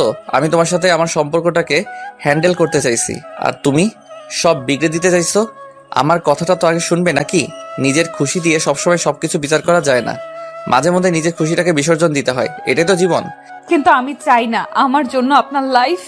এটুকু বলতেই তনয় শাফিকাকে থামিয়ে দিয়ে বলল, নেক্সট টাইম এ ধরনের কথা যেন না শুনি। আমাকে একটু বোঝার চেষ্টা করো, তাহলে নেক্সট টাইম আর এমনটা হবে না। Sorry for that. আমাকে আর কখনো রাগাবে না, আমি নিজেকে কন্ট্রোল করতে পারি না। কথাগুলো বলেই বিষণ্ণ মনে রুম থেকে বের হয়ে যায় তনয়। শাফিকাকে মারাটা ঠিক হয়নি, কিন্তু রাগ কন্ট্রোল করতে পারছিল না তনয়। সবাই কত আশা করে আছে যে তনয় শাফিকার খেয়াল রাখবে, আর ওই মেয়েটা দু লাইন বেশিই বুঝে, যার কারণে এমনটা হয়ে গেল। তনয় নিজের উপরেই প্রচুর রাগ হচ্ছে। তনয় চলে যেতেই গালে হাত দিয়ে বসে থাকে শাফিকা। তনয়ের সাথে কেন এমন করছে? না তো ওকে সহজে গ্রহণ করছে, আর না তো বর্জন করতে চাইছে। তনয় আসলে কি চাই বুঝতে পারে না শাফিকা। একজন মানুষের এত দ্রুত মুড সুইং হয় কিভাবে, তার শাফিকার মাথায় আসে না। ঘুমোতে যাওয়ার আগে তনয় ভাবলো যে রিয়ার সাথে একবার কথা বলা উচিত। কাল রাত থেকে একবারও কথা বলেনি। মেয়েটা এতবার ফোন করেছে, কিন্তু ফোন ধরে তনয় কি বলবে তাই বুঝতে পারছে না। তারপরেও কিছুটা দ্বিধা নিয়ে রিয়াকে কল করলো। রিয়া কল রিসিভ করেই যা বললো তার শোনার জন্য তনয় মোটেও প্রস্তুত ছিল না। বাহ তনয়, বিয়ে করে বউ নিয়ে খুব মজা করছো তাই না? আমাকে একবার জানানোর প্রয়োজন মনে করলে না? অবশ্য আমাকে জানালে তো আর তোমার মনের আশা কখনো পূরণ হতো না, লুচ্চা। রিয়া, তুমি এসব কি বলছো? আমি বিয়ে করেছি এ কথা তুমি কি করে জানলে? কেন, আমাকে জানাতে চেয়েছিলে নাকি? দুজনের জীবন নষ্ট করার ধান্দায় ছিলে মনে হয়। বাট তোমার সেই আশাটার কোনোদিন পূরণ হবে না বাটপার। আমি সবটা জেনে গেছি। তুমি এতটা নীচ প্রকৃতির ছেলে তা আমার জানা ছিল না। আর তোমার চাচাতো বোনটাও তোমার মতো ফার্স্ট। যেমন তেমন তোমাদের জুটিটা বাংলাদেশের বেস্ট জুটি হওয়া দরকার ছিল। দুশ্চরিত্র ছেলের জন্য একটা দুশ্চরিত্র মেয়ে, পারফেক্ট। তনয় এবার প্রচুর রেগে যায়। রিয়াকে একটা ধমক দিয়ে বলে, দেখো রিয়া, আমি তোমাকে ঠকাতে চাইনি, আমার কথাটা বোঝার চেষ্টা করো। তুই সাবিকার চরিত্র নিয়ে কেন কথা বলছো? তুমি এসব জানলে কি করে? রুবেল বলেছে, কাল তো নিজের চোখে সব দেখেছে আর নিজের কানে সব শুনেছে তোমাদের দুজনের কাহিনী। ওই রকম মেয়েদের জন্য পুরো নারী জাতির বদনাম হয়ে যায়। অবশ্য মেয়েটাই বা কি করবে তোমাকে দেখে। আর কিছু বলার আগেই তনয় রেগে গিয়ে রিয়াকে থামিয়ে দিয়ে বলে, আরেকবার সাবিকার চরিত্র নিয়ে কথা বলে আমি ভুলে যাবো যে আমি তোমাকে ভালোবাসি। আমার ভাবতেও অবাক লাগছে যে তুমিও আমাকে ভুল বুঝলে। আমি ভেবেছিলাম যে আর কেউ বিশ্বাস করুক বা না করুক, অন্তত তুমি আমাকে বিশ্বাস করবে। তুমি তো জানো আমি কেমন ছেলে, কিন্তু তুমিও অন্য সবার মতোই। কেন, তুমি কি ভেবেছিলে তুমি একটা মেয়ের সাথে নোংরামি করবে, তারপর কাহিনী করে তাকে বিয়ে করবে, আর আমি তোমাকে সাদরে গ্রহণ করে নেব? এমনটা ভেবেছিলে তাই তো? কিন্তু তোমার যে আশা ঘুরে বালি। আজকের পর থেকে আমার সাথে যোগাযোগ করার কোনো স্বপ্নেও ভেবো না। তোমার মতো ছেলের সাথে কথা বলাও পাপ। কথাগুলো বলে ফট করে কলটা কেটে দেয় রিয়া। রুবেল জানে যে তনয় কেমন ছেলে, তারপরও রিয়াকে এসব কথা কি করে বলতে পারলো? কালকে রুবেলকে বলাই ভুল হয়েছিল, কিন্তু রুবেল বললো আর রিয়া সেটাই বিশ্বাস করে নিল। এই জেনেছে রিয়া ওকে। ও ভেবেছিল যাকে এত ভালোবাসে সে অন্তত ওকে বুঝবে, কিন্তু রিয়া ওকে ভুল বুঝলো। এতদিন ও কাকে ভালোবেসেছে? ওর ভালোবাসা কি মিথ্যে ছিল? অন্তত আসল ঘটনাটা কি সেটা শুনে তারপর জাজ করতো তনয়কে। কিন্তু ও এদের মুখে শোনা কথাটাই বেশি গুরুত্ব দিল। রাগটাকে কন্ট্রোল করতে না পেরে হাতের ফোনটাই ছুঁড়ে ফেলে দিল। তা ছাদের উপরে পড়তেই ভেঙে ব্যাটারি আর কাভার গুলো ছড়িয়ে ছিটিয়ে পড়লো চারদিকে। তারপর ভাঙা ফোনটাকে ওখানে ফেলেই রেগে ছাদ থেকে নিজের রুমের দিকে পা বাড়ালো। রাত হলেই সব কথা যেন বেশি করে মনে পড়তে থাকে। এখন যেমন শাফিকার ওর বাড়ির কথা মনে পড়ছে, তো সানিয়ার সাথে করা খুনসুটি, ওর বাবা মায়ের সাথে মজা করা, গ্রামের মুক্ত পরিবেশে ঘুরে বেড়ানো, সব স্মৃতিটা যেন স্থির করেছে। এসব ভাবতেই চোখের কোণা থেকে কয়েক ফোঁটা জল গড়িয়ে পড়লো। ঘুম যেন আসতেই চাইছে না। তারপর একা রুমে আরো খারাপ লাগছে। তনির ওখানে গিয়েছিল, তাড়িয়ে দিল, বললো এখন থেকে রাতে ও রুমে নট অ্যালাউ। অথচ তনয়ও অনেকক্ষণ হলো কোথায় যেন গেল বের হয়ে। মনে হলো খুব জরুরি কাজ আছে। তনয় রুমে এসে দেখলো যে সাথীটা ঘুমিয়ে পড়েছে। রিয়ার সাথে কথা বলে ভীষণ জেগে আছে তনয়। রুমে এসে সাথীটাকে দেখে ওর রাগটা দ্বিগুণ হয়ে গেল। যে মেয়েটার জন্য ওর জীবনে এত সমস্যা, সে আরামে ওর বিছানায় ঘুমোচ্ছে, এটা যেন ওর সহ্য হচ্ছে না। তনয় রুমে এসেছে বুঝতে পেরে সাথীটা চোখ খুলে বলল, কোথায় ছিলেন এতক্ষণ? কথাটা বলতে না বলতেই তনয় যেন তেলে বেগুনে ছাদ করে উঠলো। কেন, তোমাকে সেই কৈফিয়ত দিতে হবে নাকি? আমার জীবনে তছনছ করে দিয়ে নিশ্চিন্তে ঘুমাচ্ছ, আবার আমার কাছে কৈফিয়ত চাইছো? তোমাকে মানা করেছি না আমার পার্সোনাল লাইফে একদম ইন্টারফেয়ার করবে না? একটা কথা একবার বলে কানা যায় না? তোর মুখটা দেখলে আমার রাগে গা জ্বালা করে। নিজের ওই মুখটা আমার থেকে লুকিয়ে রাখো চেষ্টা কর। আমি যতক্ষণ রুমে থাকি ততক্ষণ আমার আশেপাশে থাকবে না বেশি। তোমাকে দেখলে আমার সবকিছু এলোমেলো হয়ে যায়। কথাগুলো বলেই তনয় বেলকনিতে চলে গেল। সাফিকা বোবার মতো ওর দিকে তাকিয়ে আছে। ও তো শুধু জানতে চেয়েছিল যে এতক্ষণ কোথায় ছিল। এটা জানতে চাওয়াটা কি খুব বড় অপরাধ? সাফিকা নিজেরও প্রচুর রাগ। এখানে আসার পর থেকে সব সময় রাগের আগুনটাকে ছাই চাপা দিয়ে রেখেছিল, কিন্তু এখন আর যেন তা চাপা থাকতে চাইছে না। তারপরেও সাফিকা অনেক কষ্টে নিজেকে কন্ট্রোল করার চেষ্টা করে চোখ বন্ধ করে শুয়ে পড়লো। একটু পরেই তনয় এসে ওর পাশে শুয়ে পড়লো। সাফিকা আর একটা কথাও বলছে না। তনয় সাফিকাকে বকা দেওয়ার পর থেকে নিজেই আবার অনুতপ্ত হয়। রিয়ার রাগগুলো সব সাফিকার উপরে চাপিয়ে দিয়ে যেন ওর রাগটা অনেকটাই কমে গেছে।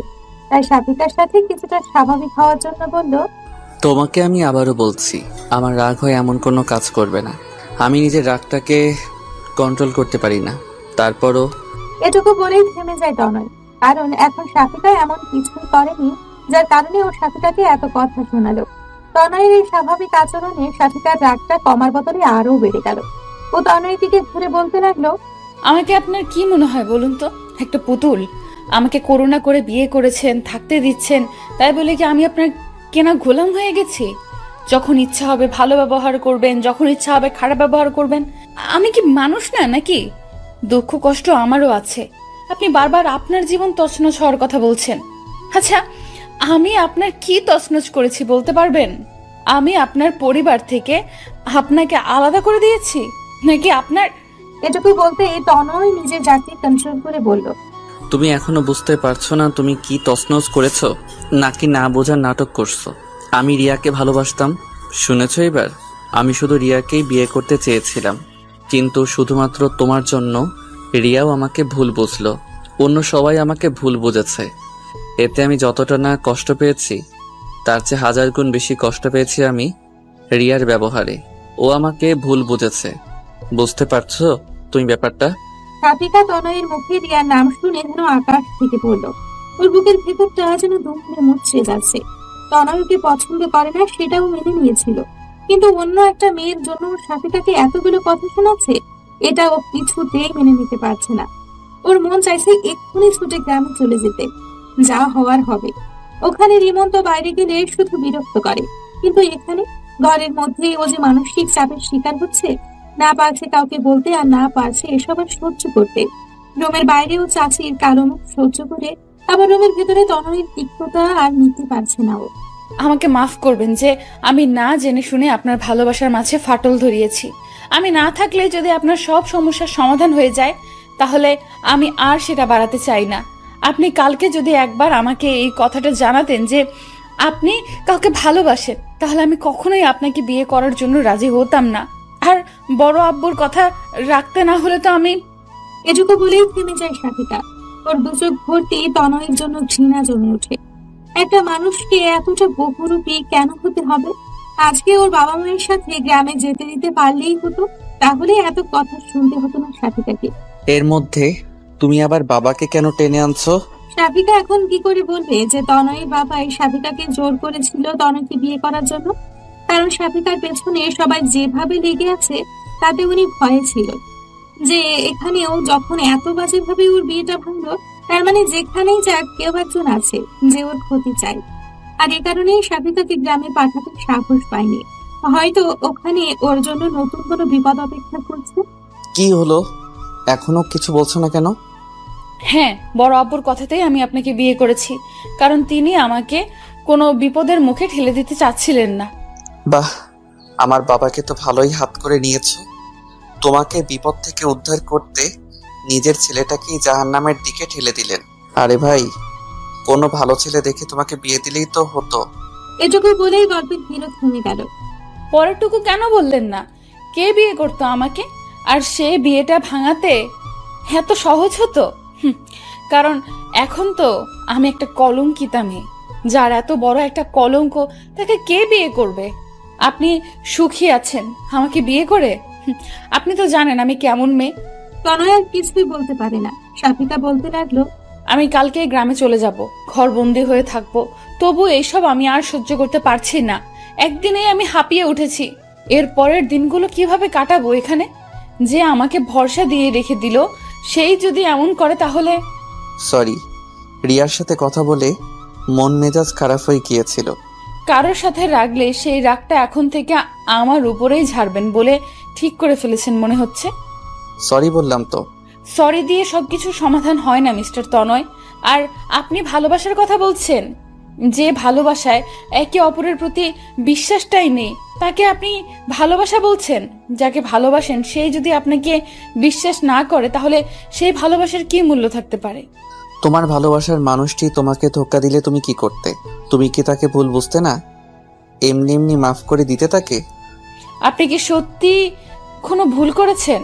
আপনি তাকে সত্যিটা বলার পরেও যদি আপনাকে বিশ্বাস না হয়, তাহলে একবার অন্তত সত্যিটা যাচাই করা উচিত ছিল। আপনি কেমন ছেলে তা ওই মেয়েটার ভালো করেই জানার কথা। এত বড় একটা জঘন্য কাজ আপনি করতে পারেন তা সে এত তাড়াতাড়ি কি করে বিশ্বাস করে নিল? তনয় আর কিছু না বলে একদম চুপ হয়ে গেল। সাফিকাও চুপ হয়ে যাওয়ায় রুমে তিনপতন নীরবতা বিরাজ করতে লাগলো। সকালে ঘুম থেকে উঠে সাফিকা ও চাচির সাথে নাস্তা বানাচ্ছে। ওর চাচি ওর সাথে একটা কথাও বলছে না। সাফিকা ব্যাপারটা হজম করার চেষ্টা করছে। তন্নি নাস্তা করে কলেজে চলে গেছে। তনয় আর ওর বাবাও অফিসে চলে গেছে। সাফিকার চাচি নিজের রুমেই আছেন। সাফিকা সেখানে যেতে সাহস পাচ্ছে না। নিজের রুমে একা একা দম বন্ধ হয়ে আসছে সাফিকার। বিয়ের আগে সারা দিন ও চাচির পাশে পাশেই থাকতো, সময় কেটে যেত, কিন্তু এই বিয়েটা যেন ওর জীবনে অমাবস্যার চাঁদ হয়ে ঘুরে ধরেছে। দুপুরেও চুপচাপ তমালের মায়ের সাথে সাফিকা রান্না বান্না করলো। তারপর নামাজ কালাম পড়ে তন্নির সাথে দুপুরের খাবার খেলো। তন্নি দুপুরের দিকে কলেজ থেকে ফেরায় সাফিকা যেন দেহের প্রাণ ফিরে পেল। তন্নির সাথে কথা বলে সাফিকার নিজেকে একটু হালকা মনে হয়, ভালো লাগা কাজ করে। তনয় আজ সকালে ওর সাথে একটা কথাও বলেনি। ওর চাচা অবশ্যই ওর চাচিকে বারবার সাবধান করে দিয়ে গেছে যেন সাফিকার সাথে কোনো ঝামেলা না করে। সাফিকা বুঝতে পারছে না যে এভাবে আর কয়দিন চলবে। একদিনেই ও অতিষ্ঠ হয়ে উঠেছে। এভাবে চলতে থাকলে ও পুরোপুরি পাগল হয়ে যাবে। যে তনয় ফোন আর সিম দুইটা চেঞ্জ করেছে। নতুন সিম থেকে রিয়াকে আরো একবার কল করেছিল দেখা করে সবটা বলার জন্য, কিন্তু রিয়া ওর কোনো কথা না শুনে কল কেটে দিয়েছে। তনয়ের সাথে ও আর কোনো কথা বলতে চায় না, এটাই স্বাভাবিক। একদিক দিয়ে দেখতে গেলে তনয় তো রিয়াকে ধোঁকা দিয়েছে, আর একজন ধোঁকাবাজের সাথে কেইবার সম্পর্ক রাখতে চায়, তার উপর ও আবার বিবাহিত। সাফিকাকে দেখলেই তনয় রিয়ার কথা মনে পড়ে যায়, রাগ উঠে যায়, কিন্তু অনেক কষ্টে রাগগুলোকে কন্ট্রোল করে। সাফিকাও নিজেকে যথাসম্ভব তনয়ের থেকে দূরে রাখার চেষ্টা করে। তুষার সে সকালে নাস্তা করে বের হয় আর অনেক রাতে বাসায় ফেরে। সাফিকার বিষণ্ণ মুখটাও দেখতে পারে না। ও বুঝতে পারে যে সাফিকা তনয়ের সাথে সুখে নেই, তারপরেও কিছু করতে পারে না। সবাই জানে যে পরিস্থিতির মুখে পড়ে তুষার সাফিকাকে বিয়ে করতে চেয়েছিল। কেউ যদি এটা জানতে পারে যে তুষার সাফিকাকে পছন্দ করত, তাহলে ব্যাপারটা সাফিকার জন্য আরো জটিল হয়ে যাবে। এভাবে কেটে যায় 2 মাস। সাফিকা, তনয় আর তুষারের জন্য এই 2 মাস যেন 2 বছরের মতো। সাফিকা এখনো জানতে পারেনি যে ওর বিয়ে ভাঙার পেছনে কে ছিল। এর মধ্যে তনয়কে একবার জিজ্ঞেস করেছিল, ও কিছুই জানায়নি। তনয় দিনগুলো বিষময় হয়ে উঠেছে। ওর সাথে সাথে ও সাফিকার জীবনটাও বিষিয়ে তুলেছে। রিয়া বিয়ে করে নিয়েছে, স্বামীর সাথে প্রতিদিন ছবি আপলোড দেয়। তা তনয়কে আরো জ্বালিয়ে পুড়িয়ে শেষ করে দিচ্ছে। রিয়ার সাথে কথা বলার পর থেকে তনয় আর রুবেলের সাথে কথা বলেনি। আজ কি মনে করে সেদিন অফিসে চলে গেল দেখা করতে। তনয়কে দেখে রুবেল হাসি মুখে বলল, কি ব্যাপার বন্ধু, বিবাহিত জীবন কেমন যাচ্ছে তোর? তনয় রুবেলের সামনে চেয়ারে বসে কোমল সুরে বলল, তুই এমনটা কেন করলি? কেন মিথ্যে বললি? কারণ আমি রিয়াকে ভালোবাসতাম। আমার আর রিয়ার মাঝে তুই চলে এসেছিলি। আমি প্রপোজ করার আগে তুই ওকে প্রপোজ করে দিস, আর রিয়াও রাজি হয়ে যায়। এর আগে অনেক চেষ্টা করেছি তোদের ব্রেকআপ করানোর জন্য, কিন্তু পারিনি। এবার এমন একটা চাল দিলাম, সাপও মরলো না, লাঠিও ভাঙলো না। শুধু রিয়াকে নয়, সবাইকে মিথ্যাটা আমিই বলেছি। চালটা যে এভাবে কাজে লেগে যাবে বুঝতে পারিনি আমি। তো রিয়াকে পাওয়ার আর কোনো সুযোগ রাখলাম না। এখন রিয়া সত্যিটা জেনেও কোনো লাভ নেই। তুইও বিবাহিত আর রিয়াও। আমি রিয়াকে পাইনি, তোকেও পেতে দিলাম না। ওর কথা শুনে তনয়ের প্রচন্ড রাগ হতে লাগলো। যাকে ও নিজের ভাইয়ের মতো ভাবে, সেই ওকে এতটা ঘৃণা করে। ও কখনো কল্পনা করতে পারেনি যে রুবেল রিয়ার জন্য ওর সাথে এমনটা করবে। তার মানে এসবের পেছনে রুবেল ছিল। ওরা রিয়ার কারণে সাফিকার জীবনটা নষ্ট হয়ে গেল, আর ও নিজের জীবনের জন্য সাফিকাকে দোষারোপ করে যাচ্ছিল। সাফিকা সত্যিটা জানতে পারলে কি ওকে ক্ষমা করবে? কিন্তু এতে তো ওর কোনো হাত নেই। রুবেলের কথা শুনে খেপে গিয়ে তনয়কে মারার জন্য হাত তুলল, কিন্তু রুবেল তনয়ের হাতটা খপ করে ধরে ফেললো। তারপর আস্তে আস্তে ওর কানের কাছে মুখ নিয়ে বলল, আমাকে মারলে কি সবকিছু ঠিক হয়ে যাবে? রিয়াকে তো আর পাবি না। তবে রিয়াকে পেয়েছিস, সে তো রিয়ার তবে যাকে পেয়েছিস সে তো রিয়ার চেয়েও সুন্দরী। তোর তো ভাগ্য খুলে দিয়েছি আমি। ওরকম রূপবতী বউ কয়জনের কপালে জোটে বল? তনয় নিজের রাগটাকে কন্ট্রোল করে বলল, সাফিকার সম্পর্কে আর একটা কথা বলবি না। তোর মতো মানুষের মুখে ওর মতো নিষ্পাপ মেয়ের নাম মানায় না। রুবেল মুচকি হেসে বলল, বাহ, বউকে অনেক ভালোবাসিস মনে হয়। তাহলে রিয়ার কথা এতদিনে ভুলে যাওয়ার কথা। আমি তো ভাবলাম যে আমাকে থ্যাঙ্কস দিতে এসেছিস। Oops sorry. তুই তো এর আগেই জানতি না যে এসব কিছুর পেছনে আমিই ছিলাম। এখন সত্যটা লুকিয়ে কোনো লাভ নেই, তাই বলে দিলাম। আমার কি যে আনন্দ লাগছে বলে বোঝাতে পারবো না। তুই আমাকে কখনো বন্ধু ভাবিসনি, তাই না? ভাবতাম, তবে রিয়ার সাথে রিলেশনের আগে সবচেয়ে কাছের মানুষ ভাবতাম তোকে, নিজের ভাইয়ের মতো। কিন্তু রিয়াকে যখন প্রপোজ করলি তখন থেকে তুই আমার শত্রু হয়ে উঠেছিলি। আর তোর চাচাতো বোনের বিয়েতে আমাকে জড়িয়ে আরো বড় ভুল করেছিস। তাদেরকে তোর সম্পর্কের মিথ্যাগুলো আমি বলেছিলাম। তারা বিশ্বাস না করেও কোথায় যাবে। কলটা তো তোর নাম্বার থেকেই করেছিলাম। তোর বাবা কি এমনি তোর সাথে শাফিকার বিয়ে দিতে চাচ্ছিল? কারণ তিনি তো এটাই জানেন যে কলটা তুই করেছিলি। বলে আবার হাসতে লাগলো রুবেল। তাও নয়, রাগে কথা বলার শক্তিটাও যেন হারিয়ে ফেলেছে।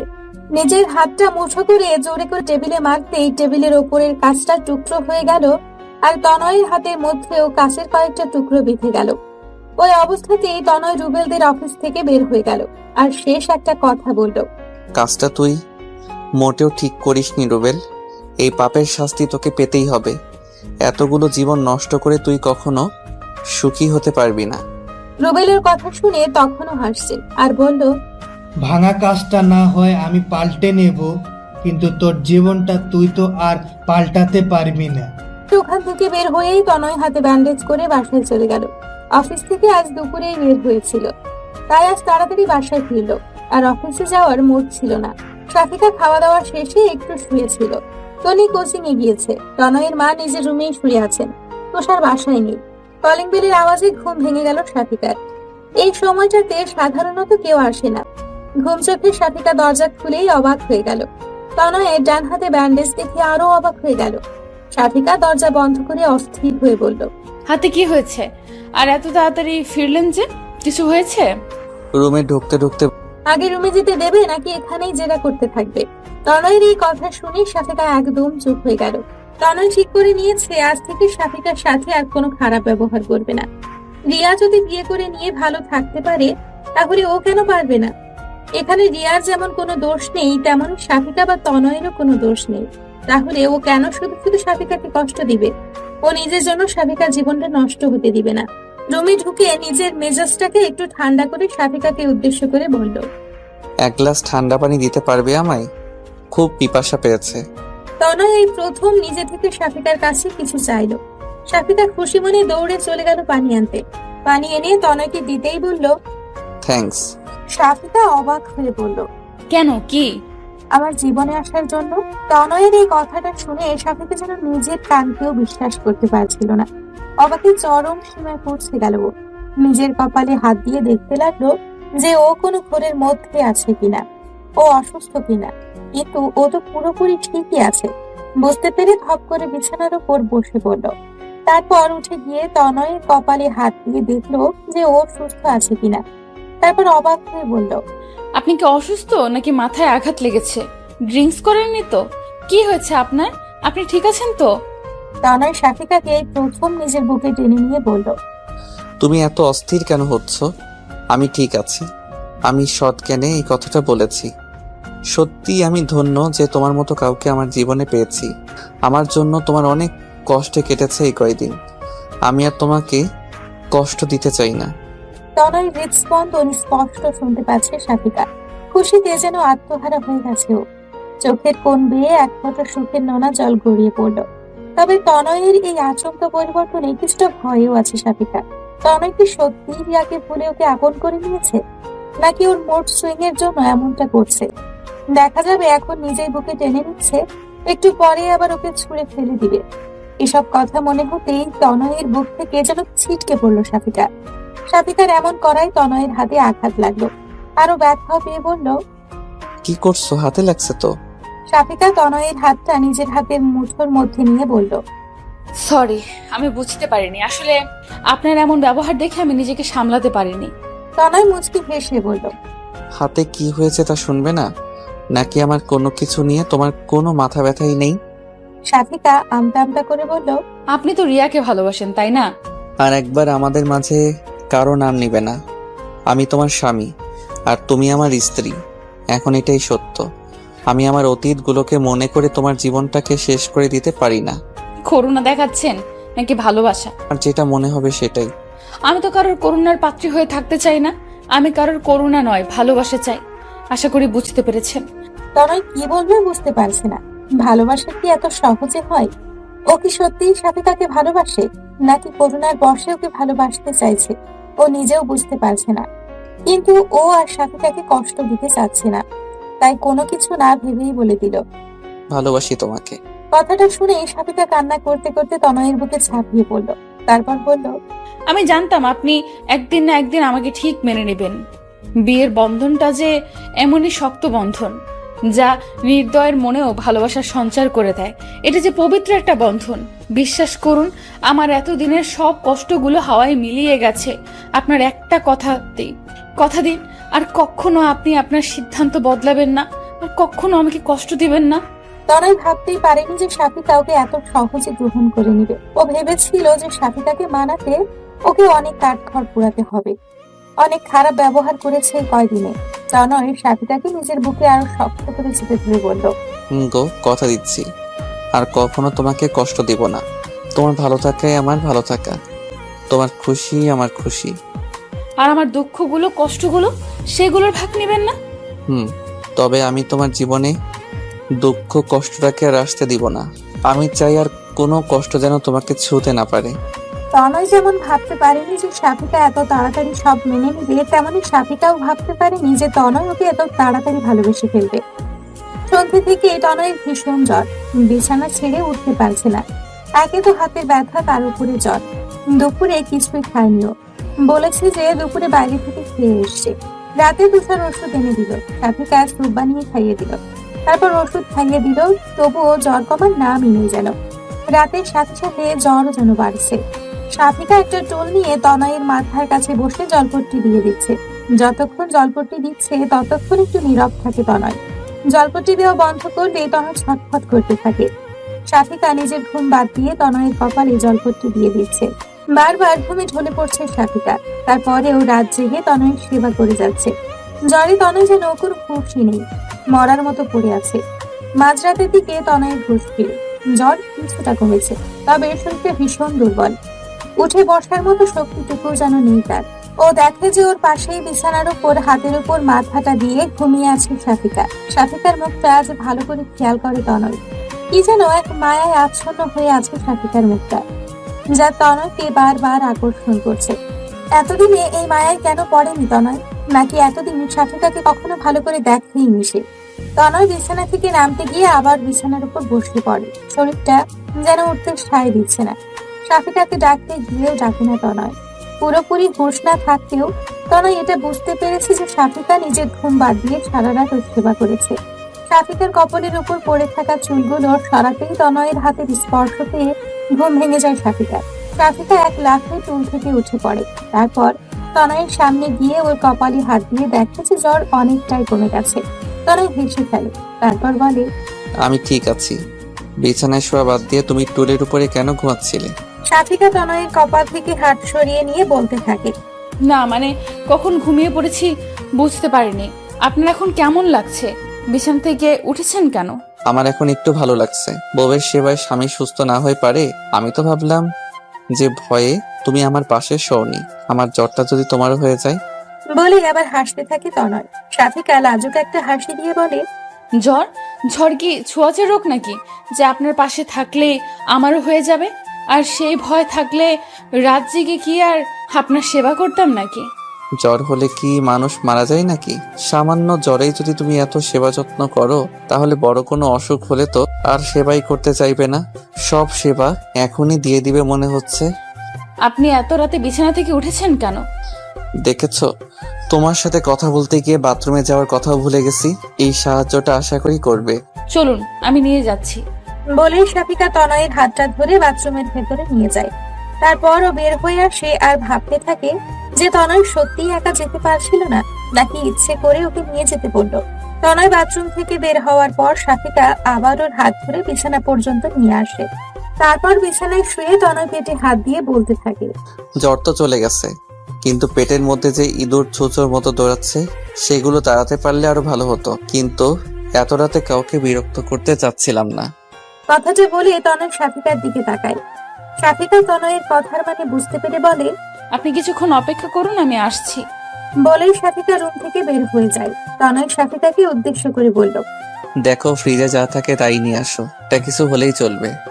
শাফিকা ফ্রিজ খুলে দেখে যে ঠান্ডা ভাত আর তরকারি আছে, আর বাকি যা আছে সব ঠান্ডা। এত রাতে এগুলো গরম করার চাইতে গরম কিছু রান্না করাই ভালো। শাফিকা রান্নাঘরের দরজাটা বন্ধ করে দেয় যেন কারোর কোনো অসুবিধা না হয়। এত রাতে সবাই ঘুমোচ্ছে। তারপর নুডলস সিদ্ধ করে ফ্রিজ থেকে আগে থেকেই কেটে রাখা পেঁয়াজ মরিচ দিয়ে আর ডিম দিয়ে নুডলসটা রান্না করে তনয়ের জন্য নিয়ে যায়। শাফিকা রান্নাঘর থেকে বের হতেই দেখতে পায় যে তুষার ফ্রিজ থেকে ঠান্ডা পানি বের করে খাচ্ছে। দুজন দুজনকে দেখতে চমকে যায়। তারপর তুষার শাফিকার দিকে এগিয়ে গিয়ে বলে, এত রাতে তুমি রান্না করে কি করছো? হুম। শাফিকা আমতা আমতা করে বলল, আপনার ভাইয়ের ক্ষুধা পেয়েছে তাই, আসলে রাতেও কিছু খাইনি। এখন কি অবস্থা ভাইয়ার? জ্বর কি কমছে? হ্যাঁ, এখন একটু সুস্থ। তাই বলে তুমি এত রাতে রান্না করবে? ভাইয়ার কি জ্ঞান কাণ্ড বলে কি কিছু নেই? এত রাতে তোমাকে রান্না করতে পাঠিয়েছে? শাফিকা তাড়াতাড়ি করে তুষারকে বলতে থাকে, আরে উনি কিছু রান্না করতে বলেননি, আমি রান্না করলাম। ভাবলাম ঠান্ডা খাবার খাওয়ার থেকে কিছু রান্না করে দিই। ফ্রিজে কি খাবার নেই নাকি? গরম করে দিলেই তো হয়, আবার রান্না করতে হবে? আস্তে। এই কথা বলতে না বলতে শাফিকা দেখতে পায় যে তনয় রুম থেকে বের হয়ে এসছে। শাফিকা ওর হাতের ট্রেটা পাশে টেবিলের উপরে রেখে তনয়ের দিকে এগিয়ে যায়। তনয় তুষারকে দেখে জিজ্ঞেস করে, তুই এত রাতে এখানে কি করছিস?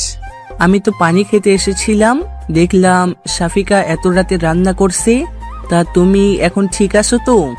হ্যাঁ আমি ঠিক আছি। তোকে না বলেছি সাফিকাকে এখন থেকে ভাবি বলবি? আগে যাই বলতি না কেন, এখন ও তোর ভাবি, সো ভাবি বলবি। তারপর শাফিকাকে উদ্দেশ্য করে বলল, আর তুমি এত রাতে আবার কি রান্না করতে গিয়েছো? তুষার আর কিছু না বলে ওখান থেকে চলে গেল। শাফিকা তনয়কে ধরে রুমে নিয়ে যেতে যেতে বলল, আপনি আবার বিছানা থেকে নেমেছেন কেন? আমি তো যাচ্ছি। আচ্ছা, কথা না বলে চুপচাপ এখানে বসুন, আমি খাবারটা নিয়ে আসি। আমি কি তোমাকে রান্না করতে বলেছি নাকি? তারপর নুডলস এনে চামচ দিয়ে তনয়কে খাইয়ে দিতে লাগলো শাফিকা। তনয় চামচটা শাফিকার মুখের দিকে দিয়ে বলল, আমি একাই খাবো নাকি? তুমিও খাও। এত কষ্ট করে রান্না করলে একটু টেস্ট করে দেখবে না? শাফিকা নিজের মুখ সরিয়ে নিয়ে তনয়কে বলল, আমি তো রাতে খেয়েছি, আপনি খান। আর আমার রান্নার টেস্ট আমার জানা আছে। তনয় জোর করে শাফিকাকে খাইয়ে দিয়ে বলল, আমার সাথে খাও এখন। আমার বউয়ের হাতে রান্না যে এত সুস্বাদু তা তো আগে জানতাম না। শাফিকা মুখের খাবারটা শেষ করে নিয়ে বলল, আগে কি আমাকে বউ ভেবেছেন? আমাকে তো শুধুমাত্র একটা সমস্যা মনে করেছেন, আর সমস্যা মানেই তো বিরক্তিকর জিনিস। ওকে, নেক্সট টাইম আমার বউকে বউ হিসেবে দেখ, আর তার সব দিকেই খেয়াল রাখবো। এখন এটাই যে আমার দায়িত্ব। এতদিন তো কোন অন্ধকারে ডুবেছিলাম, আজ আলোর দিশা খুঁজে পেয়েছি। সেই আলোয় আমি আমাদের বাকি জীবনটা আলোকিত করে নিতে চাই। খাওয়া শেষ করে শাফিকা ও তনয়ের পাশে শুয়ে পড়ল। তনয়ের জ্বর কিছুটা কমলে ওর শরীরের উত্তাপ শাফিকা অনুভব করতে পারছিল। সকালে তনয় অনেকটা সুস্থ হয়ে উঠলেও তনয়ের বাবা মা ওকে অফিসে যেতে বারণ করলো। তনয় অফিস থেকে একদিনের ছুটি নিয়ে নিল। ওর হাতে কি হয়েছিল তা এখনো কেউ জানে না। আর আশ্চর্যের ব্যাপার হচ্ছে, কেউ কিছু জানতেও চায়নি। ব্যাপারটা তনয়ের জন্য ভালোই হয়েছে, না হলে সবাইকে মিথ্যে বলতে হতো। সত্যিটা তো আর বলা যাবে না। হাতে ড্রেসিং করানোর জন্য তনয় হাসপাতালে যাবে শুনে শাফিকা ওর পিছু নিল। তনয়ের অনিচ্ছা সত্ত্বেও শাফিকার অনুরোধ ফেলতে পারল না। শাফিকা আজ প্রথম তনয়ের সাথে বাইরে বের হয়েছে। এক রিকশায় দুজনে পাশাপাশি বসেছে। এ যেন এক অন্য রকম অনুভূতি। শাফিকার স্বপ্নগুলো যেন পূরণ হতে চলেছে এক এক করে। তনয়ের সাথে রিকশায় যেতে ভালোই লাগছে ওর কাছে। তনয় রিয়ার সাথে অনেকবার অনেক জায়গায় ঘুরেছে, তবে আজ শাফিকার সাথে ঘুরতে ওর অন্য রকম ভালো লাগছে। যদি ওরা ঘুরছে না, ডক্টরের কাছে যাচ্ছে, তারপরও এটাকে ওর এক ধরনের ঘোরাঘুরি মনে হচ্ছে। ডাক্তার দেখানো শেষে ওষুধ নিয়ে ওরা আবার বাসার উদ্দেশ্যে রওনা দিল। শাফিকা এর আগে শহরে তেমন একটা আসেনি, আসলেও কিছু ঘুরে দেখেনি। আজ তনয়ের সাথে বের হয়ে মনে হচ্ছে সারা শহর একদিনেই ঘুরে শেষ করে দেবে। তনয় অসুস্থ না হলে শাফিকা আজকেই ওকে নিয়ে ঘুরতে পড়তো। কিন্তু এখন এই কথাটা বলাটা ঠিক হবে না।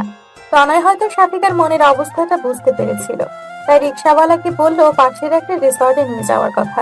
তনয়ের মুখে রিসর্টের কথা শুনে শাফিকা খুশিও হলো, আবার কিছুটা অবাকও হলো বটে। তারপর বলল, বাসায় যাবেন না?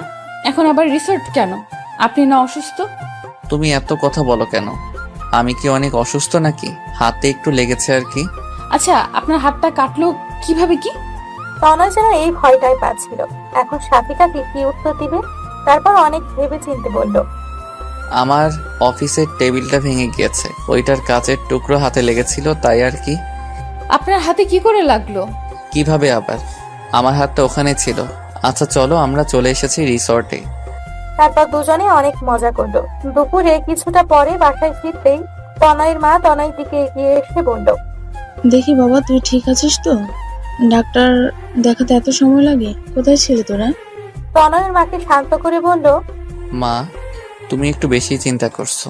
আমি তো ঠিক আছি। আমি সাফিকাকে একটু ঘুরিয়ে নিয়ে আসলাম, সারাদিন বাসার মধ্যে বন্দি থাকে। ওর মা অনুশোচনার সুরে বলতে লাগলো, ঘরে বন্দি তো আমিও থাকি, কই আমার কথা তো কেউ কখনো এভাবে চিন্তা করে না। আর বউ আসতে না আসতে বন্দি হয়ে গেল। মা তুমি বিষয়টা অন্যভাবে কেন নিচ্ছ? শাফিকা গ্রাম থেকে এসেছে, এমন পরিবেশে থেকেও অভ্যস্ত নয়। আর তাছাড়া ওর উপর দিয়ে যা ধকল যাচ্ছে তোমার বোঝা উচিত। তুমি ওকে একটু সাপোর্ট করবে তা নয়, তুমি ওর উপর আরো প্রেশার ক্রিয়েট করছো। তুমি কেন ওকে আপন করে নিতে পারছো না? শাফিকা তনয়ের হাত ধরে ওকে শান্ত করানোর চেষ্টা করে বলল, আপনি চাচিকে এসব কি বলছেন? চুপ থাকুন, চাচি আমাকে অনেক ভালোবাসে, আপনি শুধু শুধু ভুল বুঝছেন। তনয়ের মা শাফিকাকে উদ্দেশ্য করে বলল, আমার ছেলেটাকে তো হাত করে নিয়েছিস, আর স্বামীকে তো অনেক আগেই হাত করে রেখেছিস। আমাকে হাত করা তো সহজ নয়। বলেই উনি ওখান থেকে চলে গেলেন। তনয় নিজের মাকে বোঝানোয় ব্যর্থ হয়ে শাফিকার সাথে রুমে চলে গেল। শাফিকার মনটা খারাপ হয়ে গেল। ওর জন্য ওর চাচি তনয়কে ভুল বুঝছে, আর তনয়ও ওর মায়ের সাথে সম্পর্কটা নষ্ট হয়ে যাচ্ছে। এভাবে চলতে দেওয়া যায় না। সানিয়া আজ ফোন করে জানালো যে শাফিকার বিয়ে হয়ে গেছে শুনে রিমন নাকি আবার বিদেশে চলে গেছে। কথাটা শুনে শাফিকা যেন খুশিতে লাফিয়ে উঠল। তনয় অনেকদিন পর শাফিকাকে এত খুশি দেখে জিজ্ঞেস করলো, কি ব্যাপার আজ এত খুশি? শাফিকা খুশিতে তনয়কে জড়িয়ে ধরে বলল, ওই রিমন ইডিয়েটটা আমার বিয়ের কথা শুনে আবার বিদেশে চলে গেছে। আমার কি যে আনন্দ লাগছে, আমি আবার বাড়ি যেতে পারবো, আনন্দে ঘুরে বেড়াবো, ভাবতেই ভালো লাগে। তনয় শাফিকার কাঁধে হাত রেখে বলল, আমাকেও নেবে নাকি? একাই পারি জমাবে। তনয়ের কথা শুনে শাফিকা যেন মেঘনা চাইতেই জল পেয়ে গেল। খুশির পরিমাণ দ্বিগুণ করে বলল, আপনি যাবেন আমার সাথে? তুমি নিলে তো যেতেই পারি। আগে ছিল দাদু বাড়ি, এখন তো শ্বশুর বাড়ি। যেতে তো হবেই, তবে কিছুদিন ওয়েট করতে হবে। পারবে তো? খুব পারবো। তারপর শাফিকা দিন গুনতে শুরু করলো যে কবে বাড়ি যাবে। শাফিকার অপেক্ষার প্রহর শেষ হয়েছে। কয়েক মাস পর ও নিজের গ্রামে ফিরবে। তনয় অফিসে কিছুদিনের ছুটি হয়েছে পূজার, আর এই ছুটিটাকেই ও কাজে লাগাতে চায়। শাফিকা কাল থেকে ব্যাগ গোছানো শুরু করেছে। আজ সকাল থেকে বারবার শুধু ঘড়ি দেখছে যে কখন বের হবে। তনয়ের মায়ের মনটা কিছুটা খারাপ। উনি ভেবেছিলেন যে তনয় হয়তো শাফিকাকে মেনে নিতে পারবে না, কিন্তু এখন দুজনকে একসাথে দেখে কিছুটা মন খারাপ হলেও নিজের ছেলের হাসি মুখ দেখে সব ভুলে গেছেন। উনি তো এটাই চেয়েছিলেন যে তনয় যেন খুশি থাকুক। শাফিকার সাথে যদি তনয় খুশি থাকে তাতে ক্ষতি কি? শাফিকা ভেবেছিল যে তনয়ের মা গোমরা মুখে ওদের বিদায় দিবে, কিন্তু বের হওয়ার একটু আগে তনয়ের মা শাফিকাকে ডেকে পাঠালো। তারপর শাফিকার হাত দুটি ধরে বলতে লাগলো, সাফিকা, তুই আমাকে ক্ষমা করে দিস। নিজের চাচি হয়ে তোকে অনেক কষ্ট দিয়েছি, কিন্তু তুই আমার কত খেয়াল রেখেছিস। আমার পরিবারের জন্য তোর মতো মেয়েই ঠিক। আমার সংসার পরিবার সব কি সুন্দর করে গুছিয়ে ফেলেছিস এই কদিনে। আমি আসলে তনয়ের বিষণ্ণতাকে মেনে নিতে পারছিলাম না। আমি ওর জন্যই তোকে দেখতে পারতাম না। আমি বুঝতে পারিনি যে একটা ভালো বউ হলে ভালোবাসা দিয়ে সবকিছু জয় করে নিতে পারে। এখন আমার তুষারের জন্য আমার লক্ষ্মী একটা মেয়ে পেলেই হবে। এটুকু বলতেই উনি কান্না করে দিলেন। শাফিকা ও শাশুড়ির হাতে হাত রেখে বলতে লাগলো, চাচি, আপনার জায়গায় অন্য কেউ হলে ও হয়তো একই কাজ করত। সব মায়েরাই চায় যে তাদের সন্তান সুখে থাকুক, আপনিও তাই চেয়েছিলেন। এতে দোষের কিছু নেই। আর আমি কষ্ট পেয়েছি ঠিক, তবে আপনি তো আমার উপর কোনো অত্যাচার করেননি। আর এই কয়দিনের জমিয়ে রাখা কথাগুলো না হয় আমরা সারা জীবন ধরে চালিয়ে যাব। এখনো চাচি মা বলবি না? আমার তো এখন দুইটা মেয়ে, তন্নি আর তুই।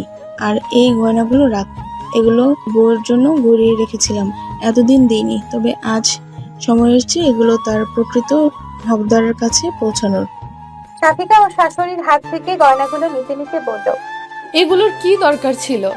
আপনাদের ভালোবাসাই আমার কাছে যথেষ্ট।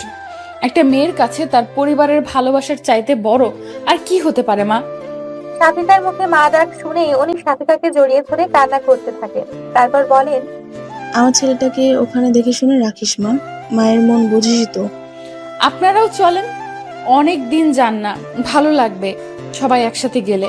তনয়ের মা মিষ্টি একটা হাসি দিয়ে বললেন, বিয়ের পর তনয় প্রথম শ্বশুরবাড়ি যাচ্ছে, সেখানে আমরা সবাই কি করে যাই, এবার তোরা ঘুরে আয়, এরপর আমরা সবাই একসাথে যাব। শাফিকা ভীষণ খুশি যে ওর চাচি আবার ওকে আগের মতো ভালোবাসা শুরু করে দিয়েছে। তনি এতক্ষণ দরজার কাছে দাঁড়িয়ে সবটাই শুনছিল। এবার এসে নিজের মায়ের গলা জড়িয়ে ধরে বলতে লাগলো, আমার মা দেখছি বৌমাকে পেয়ে নিজের মেয়েকেই এবার ভুলে যাবে। সাফিবা ভাবি, সরি ভাবি, তুমি তো দেখছি জাদু জানো, কয়দিনে আমাদের পরিবার রং পাল্টি দিয়েছো। তনয়ের মা নিজের মেয়ের নাক ধরে বলতে লাগলেন, ওর থেকে তোর শিখতে হবে কি করে সংসার করতে হয়। তনি নিজের নাক থেকে মায়ের হাত সরিয়ে দিয়ে বলল, মা, তোমার এই পিচ্চি মেয়েটাকে ওকে বড় হতে দাও, তারপরে না হয় সংসার শিখিও। আর কত বড় হতে চাস? তুষারের জন্য একটা টুকটুকে বউ এনে তোর বিদায়ের ব্যবস্থা করব, তাহলেই আমি নিশ্চিন্ত।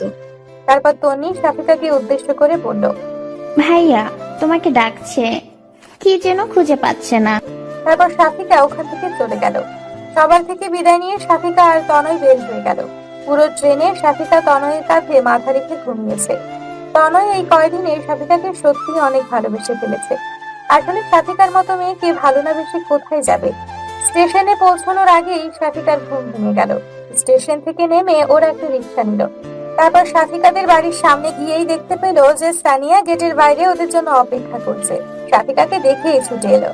শাফিকা ও রিক্সা থেকে নেমেই সানিয়াকে জড়িয়ে ধরল। তনয় রিক্সা ভাড়া দেওয়া বাদ দিয়ে নীরব দর্শকের মতো দুই বোনকে দেখতে লাগলো। সানিয়া ওর মাকে জোরে জোরে ডাকতে লাগলো। ওর ডাক শুনে শুধু ওর মা নয়, আশেপাশের অনেকেই জমা হলো। এতদিন পর শাফিকাকে দেখে সবাই অনেক খুশি। তনয় কে যেন কারো চোখেই পড়ছে না। তনয় রিক্সা ভাড়া মিটিয়ে ব্যাগগুলো নিতে যাবে, তখন শাফিকার বাবা এসে একটা ছেলেকে ইশারা করতেই ব্যাগ নিয়ে বাড়ির ভেতরে চলে গেল।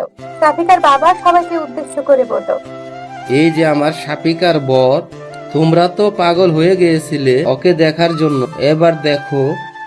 শাফিকার বাবার কথা শুনে সানিয়া আর শাফিকা সহ সবাই ওইদিকে তাকালো। শাফিকার পাশের বাড়ির এক চাচি বলে উঠলো, এ তো আমাদেরই ছেলে, একে আর নতুন করে দেখার কি আছে? তারপর আস্তে আস্তে শাফিকাদের বাড়ির সামনে থেকে ভিড় কমতে লাগলো। শাফিকা অনেকদিন পর নিজের রুম পেয়ে ভীষণ খুশি। ফ্রেশ হয়ে বিছানায় শুয়ে পড়লো। তনয় ফ্রেশ হয়ে বাথরুম থেকে বের হয়ে দেখে যে শাফিকা শুয়ে আছে। তনয় বিছানায় বসে বলল, নিজের বাড়ি এসে আমাকে দেখছি ভুলেই গেছো, আমার কথা কি মনে আছে? তনয়ের কথা শুনে শাফিকা বিছানা থেকে উঠে পড়ল। এতক্ষণ তনয়ের কথা ওর আসলেই মনে ছিল না। এবার তনয়ের দিকে তাকিয়ে বলল, আপনাকে কি করে ভুলতে পারি বলুন? এরকম জলজান্ত একজন মানুষ সামনে থাকতে তাকে ভুলে যাব? তনয় শাফিকার দিকে এগিয়ে যেতে যেতে বলল, আমার তো তাই মনে হচ্ছে। আপনার মনে হলেই হলো, আমাদের গ্রামে এসেছেন, আজ আমি আপনাকে সারা গ্রাম ঘুরে দেখাবো। আজকেই তুমি ক্লান্ত হয়ে যাওনি? আর এমন ভাবে বলছো যেন এই গ্রামে আমি প্রথম আসলাম। নিজের বাড়িতে আসতে কেউ ক্লান্ত হয়? আমার তো এখনই ছুটে যেতে ইচ্ছে করছে। যাবেন? নিজের গ্রাম হলেও আপনি এখনো এর কিছুই চেনেন বলে মনে হয় না। তা অবশ্য ঠিক। আর এখন যাবে? মাত্র আসলাম। তনয়ের কথা বলতেই সানিয়া ওদের রুমে ঢুকে পড়লো। শাফিকা আর তনয় পাশাপাশি শুয়ে আছে দেখে সানিয়া মুখ ঘুরিয়ে নিয়ে বলল, সরি, আমি নক না করে এই রুমে ঢুকে পড়েছি। আসলে মা ডাকছে খাওয়ার জন্য। তনয়ের শাফিকা উঠে বসলো। তারপর তনয় বলল, মুখ ঘোরাতে হবে না, ভেতরে আসো, বসো। সানিয়া চলে যেতে যেতে বলল, এখন বসবো না, তাড়াতাড়ি আসুন, ক্ষুধার লাগেনি আপনাদের? খাওয়া দাওয়ার পর শাফিকা সানিয়ার সাথে গ্রাম দেখতে বেরিয়ে পড়লো। তনয় অনেক ক্লান্ত ছিল, তাই শুয়ে পড়লো। সন্ধে হয়ে গেছে, তবুও শাফিকাদের ফেরার নাম নেই। তাই তনয় ওদের খুঁজতে বেরিয়ে পড়লো। কিন্তু ও গ্রামের তেমন কিছুই চিনে না, কোথায় বা ওদের খুঁজবে। সানিয়া আর সাথিকা বাড়ি ফিরে আসলেও যে ওদের খুঁজতে বেরিয়েছে সেই তনয়ের আর খোঁজ নেই। ফোনটাও রেখে গিয়েছে। সন্ধে কেটে রাত হয়ে যাচ্ছে, তবুও তনয়ের ফেরার নাম নেই। সাথিকা ভীষণ চিন্তায় পড়ে গেল। এদিকে তনয়ের মা ফোন দিচ্ছে বারবার। সাথিকা কি বলবে বুঝতে পারছে না। সবাই চিন্তা করছে। সাথিকার বাবা লোক পাঠিয়েছে তনয়কে খোঁজার জন্য, নিজেও খুঁজতে বেরিয়েছে। রাত কিছুটা গভীর হয়ে গেছে। সাথিকার কান্নাগুলোকে চেপে রেখে তনয়ের ফেরার অপেক্ষায় আছে। এমন সময় সাথিকার বাবা তনয়কে নিয়ে আসলো। তনয়ের মাথায় কেউ একজন লাঠি দিয়ে আঘাত করেছে পেছন থেকে। সে একজন আর কেউ নয়, চেয়ারম্যানের ছেলে জীবন। তার মানে ও বিদেশে যায়নি। সবাইকে মিথ্যে বলেছিল যেন সাথিকার গ্রামে আসে। তনয়কে আরো মারতো, কিন্তু ভাগ্যক্রমে সেখানে সাথিকার এক চাচা পৌঁছে যায়। আর তাকে দেখে রিমোটা চলে যায়, কারণ ওর চাচার সাথে আরো কিছু লোকজন ছিল। ওনারা একটা কাজ থেকে ফিরছিলেন। তারপর ওনারাই তনয়কে ডক্টরের কাছে নিয়ে গিয়েছিল। তনয়কে ব্যান্ডেজ করা শেষ হলেই ওনারা সাথিকার বাবাকে খবর দেয় আর বাড়ি নিয়ে আসে। তারপর তনয়ের মাথায় ব্যান্ডেজ দেখেই সাথিকা ছুটে যায় ওর কাছে। তারপর কান্না করতে করতে বলে, আপনি একা কেন বের হয়েছিলেন? কালকেই আমরা ফিরে যাব, আর আপনাকে এখানে আসতে দিব না। তনয় রুমে গিয়ে সাথিকাকে শান্ত করে বলল, আরে কিছুই হয়নি, আমি ঠিক আছি এখন। তুমি চিন্তা করবে বলে তোমাকে জানাতে বারণ করেছিলাম। হাসপাতালে গিয়ে কান্নাকাটি শুরু কর। আর ওই রিমনের ভয়ে তোমাকে ফিরে যেতে হবে না। আমি পুলিশে খবর দিয়েছি, ওরা ওর ব্যবস্থা করবে। আমরা যে কয়দিন আছি ও আর আমাদের বিরক্ত করতে পারবে না। আর বাসায় এ কথা জানানোর প্রয়োজন নেই। মা অযথা চিন্তা করবে। সাথিকা তনয়ের মাথাটা ঘুরে ফিরে দেখছিল। তনয় একটানে সাথিকাকে নিজের বুকে টেনে নিয়ে বলল, তুমি পাশে থাকলে এসব ছোটখাটো আঘাতে আমার কিছুই হবে না। তুমি তো আছোই সেবা করার জন্য।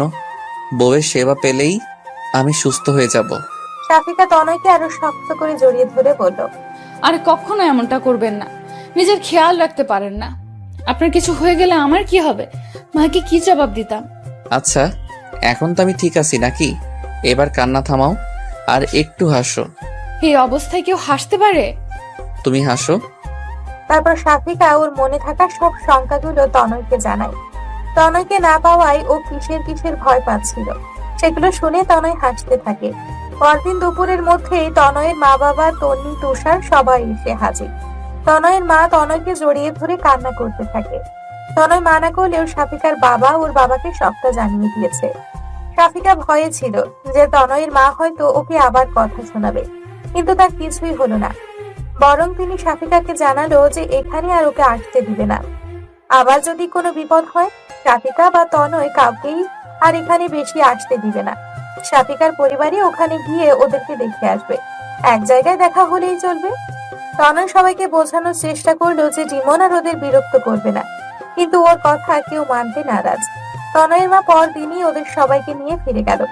সাফিকা তনয়ের কথা চিন্তা করে আর থাকতে চাইল না। ও চায় না যে ওর জন্য তনয়ের আর কোনো ক্ষতি হোক। সাফিকা আজও মনে করে যে রিমনই খোঁজ নিয়ে ওর বিয়ে ভেঙেছিল। তনয় ও হয়তো সত্যিটা কখনো ওকে জানাবে না। আসলে সব সত্যি সবাই না জানলেও হয়তো চলে, কিছু সত্যি না জানাই ভালো।